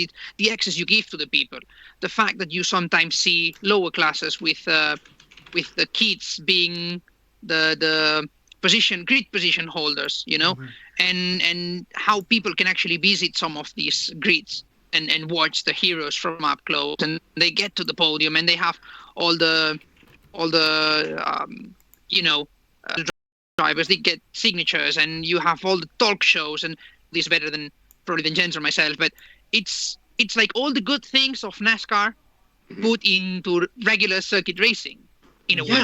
Yeah, one of my back of a napkin pitches to people who have never watched Super GT from around here, it's just like, you remember how NASCAR used to be, where there was like a genuine manufacturer identity and rivalry, but without all like the lowbrow, underhanded.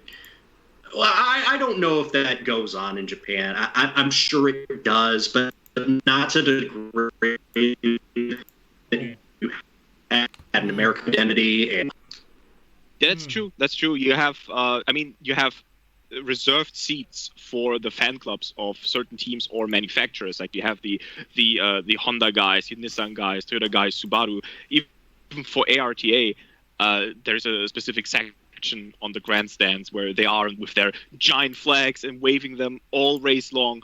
It's an incredible sight, and it's an amazing atmosphere, especially when you're like on the grid and you hear the cheering squad cheering on Nissan and Nismo and singing their songs. You see something like this in Japanese baseball, like when every batter has its own like cheering song when he's on. So they have kind of this atmosphere at the Super GT race as well.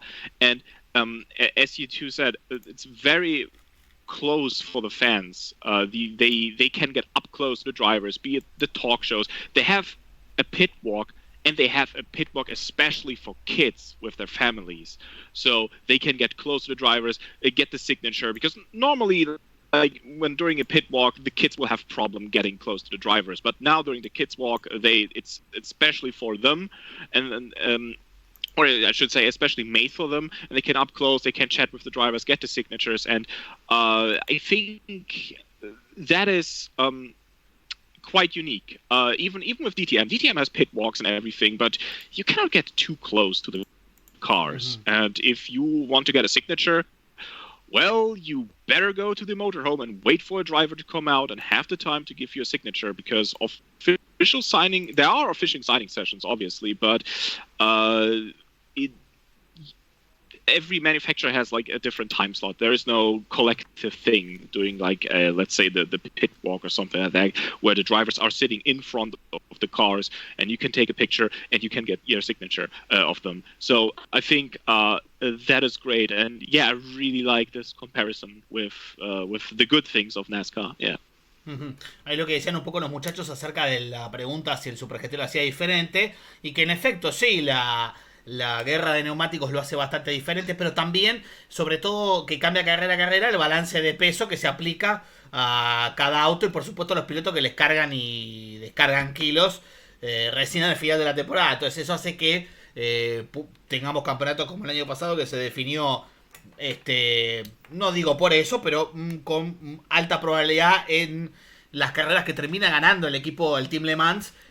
A pesar de ser el auto más pesado, lograron poder llevarse ese campeonato, pero con una maniobra que, bueno, recordarán todos en la última carrera de Motegi, y si no la viste la tenés que mirar, y que le recuerdo un poco a NASCAR, porque hay muy buenos pilotos, hay muy buenas marcas participando, y eso obviamente eleva el nivel, aunque no la hace muy distinta, por ejemplo, al DTM, porque prácticamente los autos son muy parecidos o muy similares.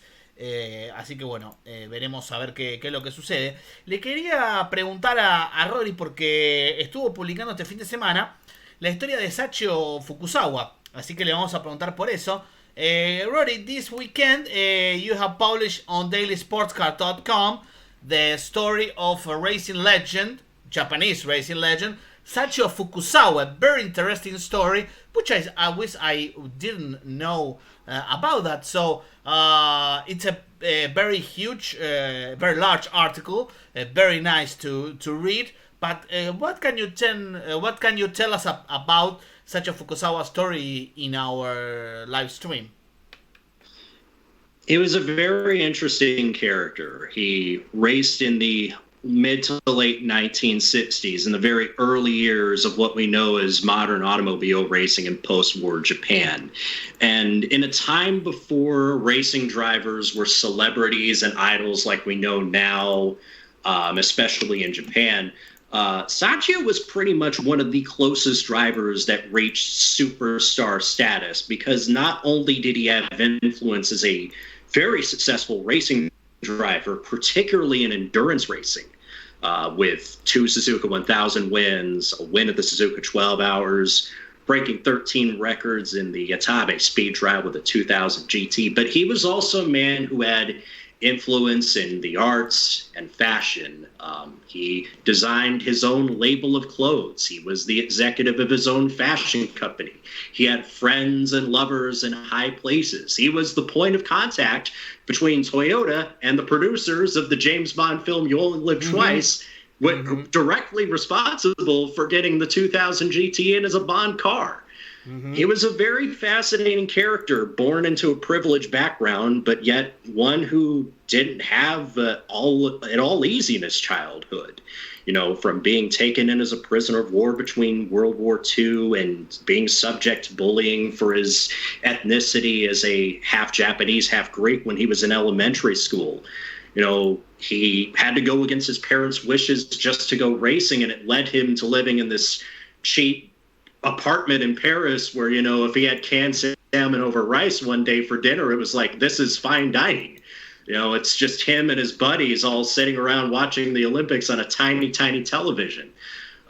His story is largely forgotten, and I fear ultimately it's because of how his story and his life ended and the acrimony that's spilled out over that. So the reason why I wanted to tell his story is because I feel like he is a very fascinating character from a time of... The most obvious example I can think of is he comes from the same time as Ken Miles, whose portrayal in Ford vs. Ferrari or Le Mans 66 by Christian Bale has kind of elevated his stature in the eyes of people who may not have known about him.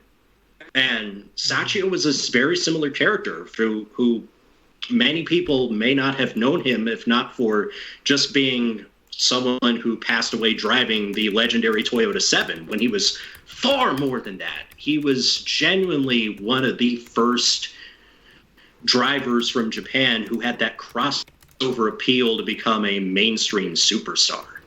And that's what motivated me to spend months of research and talking to Hiroshi Kushida about his life and his career, and I'm thrilled that everybody has enjoyed it so far.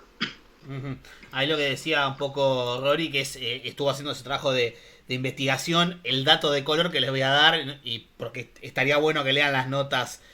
Pueden pasar a un traductor o leerla despacito. Es un artículo, 2 artículos, tengo que leer el segundo, sobre, como dice el título, The Coolest Man in Japan, que era un poco el título como así lo llamaban, y bueno, con 2 partes muy profundas, dedicada, bueno, a este piloto que no tuvo, digamos que no tuvo el mejor final, se mató a los 25 años, pero que entre las particularidades llevó a un auto de Toyota a hacer el auto Bond en aquella película de la que Sean Connery interpretó al agente 007 en aquel momento, ¿sí? Así que bueno, quería también rescatar un poquito la historia de Sacha Fukusawa, porque me había interesado mucho la parte 1 habiéndola leída ayer, y bueno, ahora la 2 la tengo que leer seguramente después de este streaming. Well guys, we are now in 2-hour mark of this live stream, so I think we could be chat a little about Super Formula for this year. The calendar has announced with a double-header final in Suzuka. What can we expect about the series after finally Nick Cassidy stays with the Toms for trying to win the back-to-back championship this year? Yeah, Super Formula is... This goes back to the beginning of this broadcast, where Alex said that Super GT is a bit brave to already announce the calendar, because Super Formula, or the Japan Race Promotion, short JRP, they said right now we cannot really announce a new calendar at this point. So the only thing they did announce is that the season finale, the 19th JF Grand Prix, will be a doubleheader. They have found a replacement slot for the opening round at Suzuka. They had to postpone. So the Saturday race will be the first race, and the Sunday race will be the final race. Other than that, they hope that the season will start at Sugo in June. Mm-hmm. Yeah, right now I'm a bit skeptical if that's going to happen. But they will do the utmost to get all 7 rounds in. Obviously, it will be tough. As for how the season might turn out, well, we only had 1 test so far, and so we shouldn't really read too hard into it. We saw some impressive performances, though. For example, by Toshiki Oyu, who was really strong. We had Ryo Hirakawa, who was really strong. We had Nirei Fukusumi, who was really strong. We have many new drivers with Tatiana Calderon, for example, yes. Coming to the series. Yuri Whips will do his first full season in Japan after doing the season finale last year. But there are some rule changes, rule changes for Super Formula, and they will change the points system, so it will be more similar to Formula 1, but also they will boost the bonus points you can get in qualifying. So pole position now grants 3 points, and second place on the grid 2, and the third place on the grid 1 point. Mm-hmm. In the past, until last year, only pole position granted you 1 point. And of course, there are some drivers who are skeptical of this system, especially Nick Cassidy and Kamui Kobayashi were very open about this and said, they don't think this is a good idea. Because if you look, for example, at last season, the Honda cars, or the Honda-powered teams, rather, they were quite strong in qualifying, and they won most of the pole positions. So it could lead to the situation where a driver who does maybe not as well in the races, but does really good in qualifying, might have the edge at the end of the season. So it's really hard to predict how this will turn out. In general, there is a really hard battle going on between the Toyota and the Honda-powered teams since the last 2 years now. Before that, you could say that mostly it was advantage Toyota. They had more power than the Honda engine, but Honda, when in the factory, they really tuned up the engine and found a lot of speed. And so they're more on equal terms now. And depending on who you ask, they say the other manufacturer is stronger. So it's really hard to read into this and who's stronger now. But I think it's going to be a really close battle that is obviously really hard to predict. But of course, you will have the defending champion, Nick Cassidy, fighting for the championship again. And of course, you will have someone like Naoki Yamamoto, won the championship twice now, fighting for the championship. Alex? Yeah, regarding that about the two different manufacturers, and depending on who you ask and who has the advantage, I was very, very, very lucky last year to work quite closely with Alex Palou, not in terms of working with him, but because he was racing there. Of course, you would want to have all that information that he would give you, right? And I remember that he was telling me, he was admitting that yes, probably the Honda is more powerful, and it's just performing better in qualifying, and that was something that you could see actually. He was saying probably the only downside to this, and it was not as important most of the time, but it could be in certain situations, was that they were having a bit worse consumption of fuel, which meant that in certain situations, if the race was, there was safety cars or the race was run under the rain and things like that, it could give Toyota a strategical advantage, which normally is not as big because at the end of the day, you have more power, you have more fuel, you can more or less compensate. But in certain positions, they had a little bit more flexibility in what they could do. But yes, it is true that if you look at the points, 3 points for pole position compared to the 20 that's going to be given to the winner of a race, those are a lot of points. Because if you were to score a pole position in every single round, assuming that all of them were to be done normally, that would mean one extra win, or just over that, right? So that is a lot of points. It's the type of thing where it makes me think of Formula One with the fastest lap, and how last year they said, "Oh, it's going to be a big change because potentially it's a one race win, and that's a lot, and etc. etc." And then I was thinking about that. I was thinking, yes, that's a race win over 20 races in a calendar, but when it's a race win over 7 races, that is a lot of points. So. I just hope that doesn't end up being too important, because it will probably cause a few drivers to say, oh, if we didn't have this point rule, if we didn't have this, if we didn't have that, blah, blah, blah. When actually what we want is to see the guys fighting on the Sunday, right? Yeah, right, until the finale. Yeah. Exactly, and that's what we want. And maybe a bit less politics and more, more just racing, let's say. Oh, there is behind the scenes. There's definitely some politics involved. Because you have to look at it from this side. The JRP is not that independent. Toyota and Honda both have a saying. They are involved in a JRP. So essentially, obviously, none of the manufacturers want to have a disadvantage. So it's a little bit like in DTM, where Audi and BMW and back in the day Mercedes had a lot of saying in the decisions made by the ITR. I don't know how much saying they have, but they have at least some influence. And the interesting thing what you said about the fuel, because I was lucky enough last year to talk in length with Nick Cassidy, and he said quite the opposite. And he also mentioned Alex Palou, because he said, well, Alex Palou says Toyota has the advantage, and he told me, well, I'm driving, I know how much I'm saving per race, and it's not working out. We're not saving as much as the Honda cars. So that is fantastic. So racing drivers, right?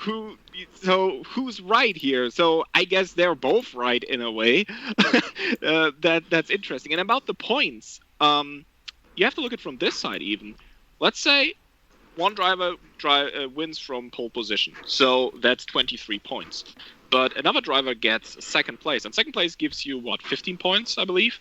Yeah, same point system as they use in Super GT.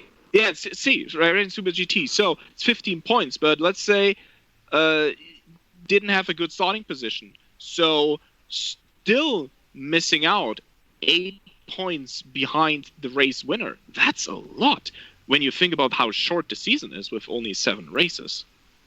And obviously we want to see them go down to the finale like the last 2 years. I mean, in 2018 was an incredible season finale, but 2019 was even more incredible when you saw how many drivers were still eligible to win the championship and how close it was at the end. Mm-hmm. I'm just here thinking about the time Kamui Kobayashi started a dry, sunny race on wet tires because Yokohama built a terrible medium tire. I'm sorry, the durability and speed trade-off was not there because they built a soft tire that could last an entire race distance. It was still 3 to 4 seconds a lap quicker. Yeah, that's another thing. There's only one dry tire compound this season, the soft tire. There were tests or thinking developments about a super soft tire, but that didn't turn out so well. So only one dry tire compound. And the wet tire thing, that was quite fascinating because KCMG and the team director Tsuya Matsuda, in the past they had some interesting strategic calls, and this one definitely was one of the most bizarre and one of the most amazing strategy calls I've ever seen. Starting a race on wet tires. To be honest, when they did that, I didn't even think this was allowed, because I thought you were only allowed to put on wet tires if race control declares the race as a wet race. But I was wrong. So, and obviously they didn't have to drive the medium tire, because the rule says, hey, you have to change tire compounds once per race. And they did that with the wet tire. So that was incredible, and hats off. I mean, it didn't work out for them as much as they hoped, unfortunately, but hats off for this call. It was amazing. I mean, you have to appreciate the ingenuity of just going completely off the side and just trying something else. Let's remember that Kamui Kobayashi still had a chance to win the title, but he had to expect like a miracle from his side and a disaster from everyone else. So it's that kind of situation where you're like, why not? Basically. Yeah, and I can picture them saying, why not? Yeah, especially since, if I remember correctly, qualifying didn't go that well. So it was quite bad, actually. Yeah, it was all or nothing for them, and you have to respect that call. And yeah, I mean, the medium tire, nobody liked the medium tire. I remember Team Le Mans, they were struggling so hard in Q1 with the medium tires, to the point where they often didn't even make the cut to advance to Q2 just because of the medium tires. Mm-hmm. Bueno, and that's a shame. Sorry, Esteban. It's a shame, because I think that genuinely, to a certain degree, the 2-compound rule added a certain strategic variation to the. It did. Super the Formula, problem was the execution. The problem was the execution. Because you cannot have such a big difference between the 2 compounds. Because at the end, the problem was it was good so far. In the end, it wouldn't have been good, because everyone would have, let's say, done the same type of strategies, because people would have understood what was the weakness of the tire. So we were starting to reach a point where things were starting to be more static, because people got the tire, understood the tire. So you wanted to get rid of the medium tire as quickly as possible, which led to lap 1 pit stops. And if you ask me something I don't like seeing in a race, obviously outside of like nasty accidents and something like that, nobody wants to see that, but it's lap 1 pit stops to change your tires. I mean, obviously, if it's like a wet race and they have to come in and change a tire compound because it started to rain or the track is dry or what else, this is a different situation. But getting rid of the medium tires, like starting on the medium tires, coming at the end of the first lap into the pits, get rid of the medium tires and drive the whole race on a soft tire, which is supposed to last only a certain part of the distance, but somehow is so well built that it lasts for the entire race. I hated to see that. I wasn't a fan of that. Lo que discutimos un poco sobre la Superfórmula es el hecho de que obviamente este año, bueno, con la renovación tardía de Cassidy quizá, para retener un poco el 1 también, generó todo un movimiento bastante interesante en relación a cómo se va a ver la categoría este año. Recordemos que el año pasado debutaron los autos nuevos. Rory por ahí decía los neumáticos Yokohama. Me quedó un poco eso, que en una carrera que creo que fue en Autópolis o en Subo, no me acuerdo, fue cuando Kamui Kobayashi salió con un compuesto de neumáticos que andaba un segundo más lento. En el canal tenemos una entrevista a Alex Palou hablando de los neumáticos de Yokohama del año pasado, que no había dado el punto según él.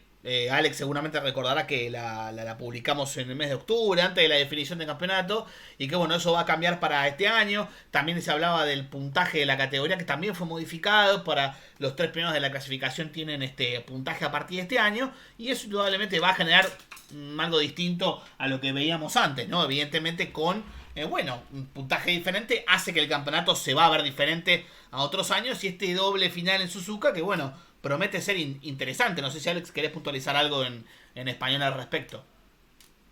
No, sí, básicamente todo lo que has dicho, Esteban, está más que correcto, como siempre, pero sí, el caso es que con estos cambios, pues evidentemente habrá una nueva cara del campeonato en cierta manera, y será muy interesante ver un poco cómo adaptan todos estos equipos, recordando, no sé si lo has comentado, que este año va a haber un solo compuesto de neumáticos por aquello que la diferencia entre el medio y el blando es muy grande, y por lo tanto, bueno, pues el campeonato se decidió volver a un solo compuesto, el llamado blando. Se estuvo probando ese super blando, pero no acabó de encajar ese test. Por lo tanto, al final no van a complicarse la vida, van a volver a un solo compuesto, y esa va a ser un poco la vuelta, entre comillas, en la normalidad, la Superfórmula, en la cual quizás las carreras van a ser un poquito menos variadas en ese sentido, pero van a ser más reales. En cuanto a los pilotos, pues van a usar esos mismos neumáticos, no los vamos a tener en situaciones o en posiciones fuera de lo normal. Jens, did you want to say one more thing about the manufacturer loyalty? And I translated into Spanish, so you can do it now. What would I want to say? Oh yeah, I remember. It's not that important, but it's something RJ talked about the manufacturer loyalty. It's definitely still there, and of course you have a few fans who aren't too vocal, but let's just say they're not fan of if a driver switches camps. So Kohei Hirate talked about this last year. He said he received some, let's put it that way, some angry comments by some fans who didn't really like that he switched to Nissan, unfortunately. Oh my God. And how rare this is to begin with, especially nowadays. You could see it happening a few times. You saw Honda guys go to Toyota guys go to Nissan. You saw that a lot in the early days, but now that's so incredibly rare, so that someone like a Kohei Hirate goes from Toyota, for whom he spent his entire adult life racing for, going to Nissan. Or Yuhi Sakaguchi going from Toyota to the wilderness to Nissan, then to Toyota again. Yeah, it's super rare, and especially, I mean, I can completely understand why Kohei Hirate did that, because he wanted to be back in GT500, and obviously there was no future with Toyota. He could have run and have a successful campaign with APR, obviously, in GT300, but he wanted to go to GT500. And on Twitter, I remember he explained it, saying, "Hey, even though I was driving for Toyota, I always had a soft spot for Nissan as well. One of my favorite cars is the GTR," and he talked in length about that. So it's not just like, oh, I'm switching camps because I want to drive GT500 at all costs. No, he also really liked Nissan, but some fans, it's just a few, but they got a bit mad. But just a few, they didn't quite like it, and I don't know if this is why he explained the whole situation that he switched cams, or because they reacted after his explanation. I don't understand I don't remember, or I don't know the exact details there, but I remember him talking about that. Well, he did receive some nasty comments, but outside of that, he has many fans who are still supporting him, even if they are mostly Toyota fans, because they like him. Ahí hablaba un poco Geinou y Alex sobre Kohei Hirate, y obviamente esto pasa en Argentina también, sobre los pases de marca y los comentarios que a veces se pueden llegar a generar. A veces la lealtad puede ser algo bueno cuando son muchos años, pero un cambio, bueno, quizás algunos no lo tomen tan a bien, ¿no? Que era un poco lo que Jens quería agregar. Tenemos una pregunta en el chat de YouTube. We have a question on our YouTube chat. This is the user. I love Mirt. God, my partner's coming in to crash the party. We have a full capacity. He said, yeah, the arbitrary tire composition makes soft the best tire in the game. If they could just race on soft without tire change, they would, he said. Yeah, that's pretty much true. That's what Super Formula teams tried to do until they instituted a hard cap on the number of tires that you had to run on a single compound. And even by the end, as we saw, teams would find a loophole around it because, as we know, the soft tire last year was a good 3 to 4 seconds a lap quicker than the medium, and it still lasted a full race distance.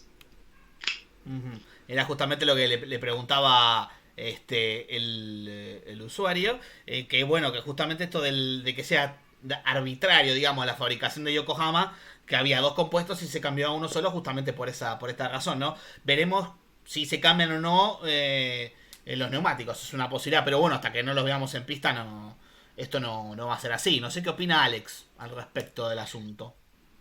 Sí, bueno, eso fue lo que comentaba, ya que estábamos, lo mencioné también en inglés, pero realmente para 2020, suponiendo que vayamos a correr, de nuevo, siempre hay que insistir en eso, va a haber un solo compuesto, que es el blando. Por lo tanto, sí, bueno, hay que tener en cuenta que es difícil estar una carrera entera sin repostar, y al final acaba siendo más rápido atacar, digamos, llevar el motor más al límite, correr más, tener mejor tiempo, parar y volver a apretar hasta el final, que no estar ahorrando y estar una carrera entera sin el motor con la máxima potencia, porque estás ahorrando gasolina, ¿no?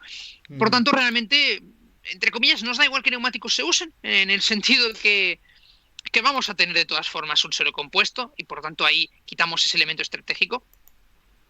Pero sí, lo de Yokohama es difícil de entender. En este caso es difícil porque pudiendo hacer un neumático tan competitivo y que aguante tanto, no debería ser muy difícil tener un neumático solo un poquito más lento y un poquito más, bueno, no necesariamente más duro, pero bueno, vamos a asumir que podría ser un poquito más duro y un poquito más lento, ¿no? Just quickly going back to what I was saying now.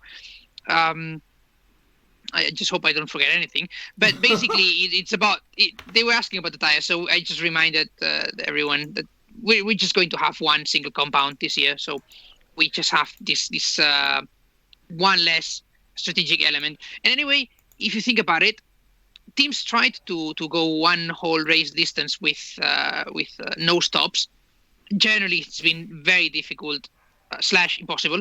I remember, I'm sure you guys remember as well, in 2013 with the SF13 race in Sugo, which was quite dramatic because Yuichi Nakayama was close to winning and he just ran out of fuel with a lap and a half to go. So it just goes to show that just one whole race with no tire change and no fuel, it's just impossible. So at the end of the day, it doesn't give you any advantage if you just try to save fuel and try to do one whole race with no stops. It's not fast enough.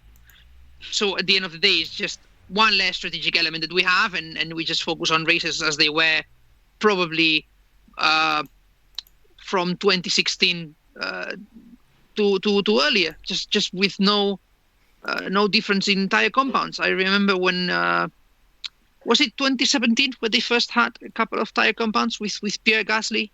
Yeah, that was the year that they first played around with the idea. They only had an couple option of races tire and select. For 2 rounds, yeah. Yeah, and so before that, that's the kind of races that we were going to have, back to what we had back then, and that was not bad at all. So to me, I think it's a good decision, based on the experience that we had for the past few years. I think it's good for the championship, it's good for the teams, it's good for the drivers. I think everyone's going to be happier with this. We have a difficult year anyway. We're going to be unhappy with many things, so it's good if they actually can make everyone a little bit happier with how the regulations work.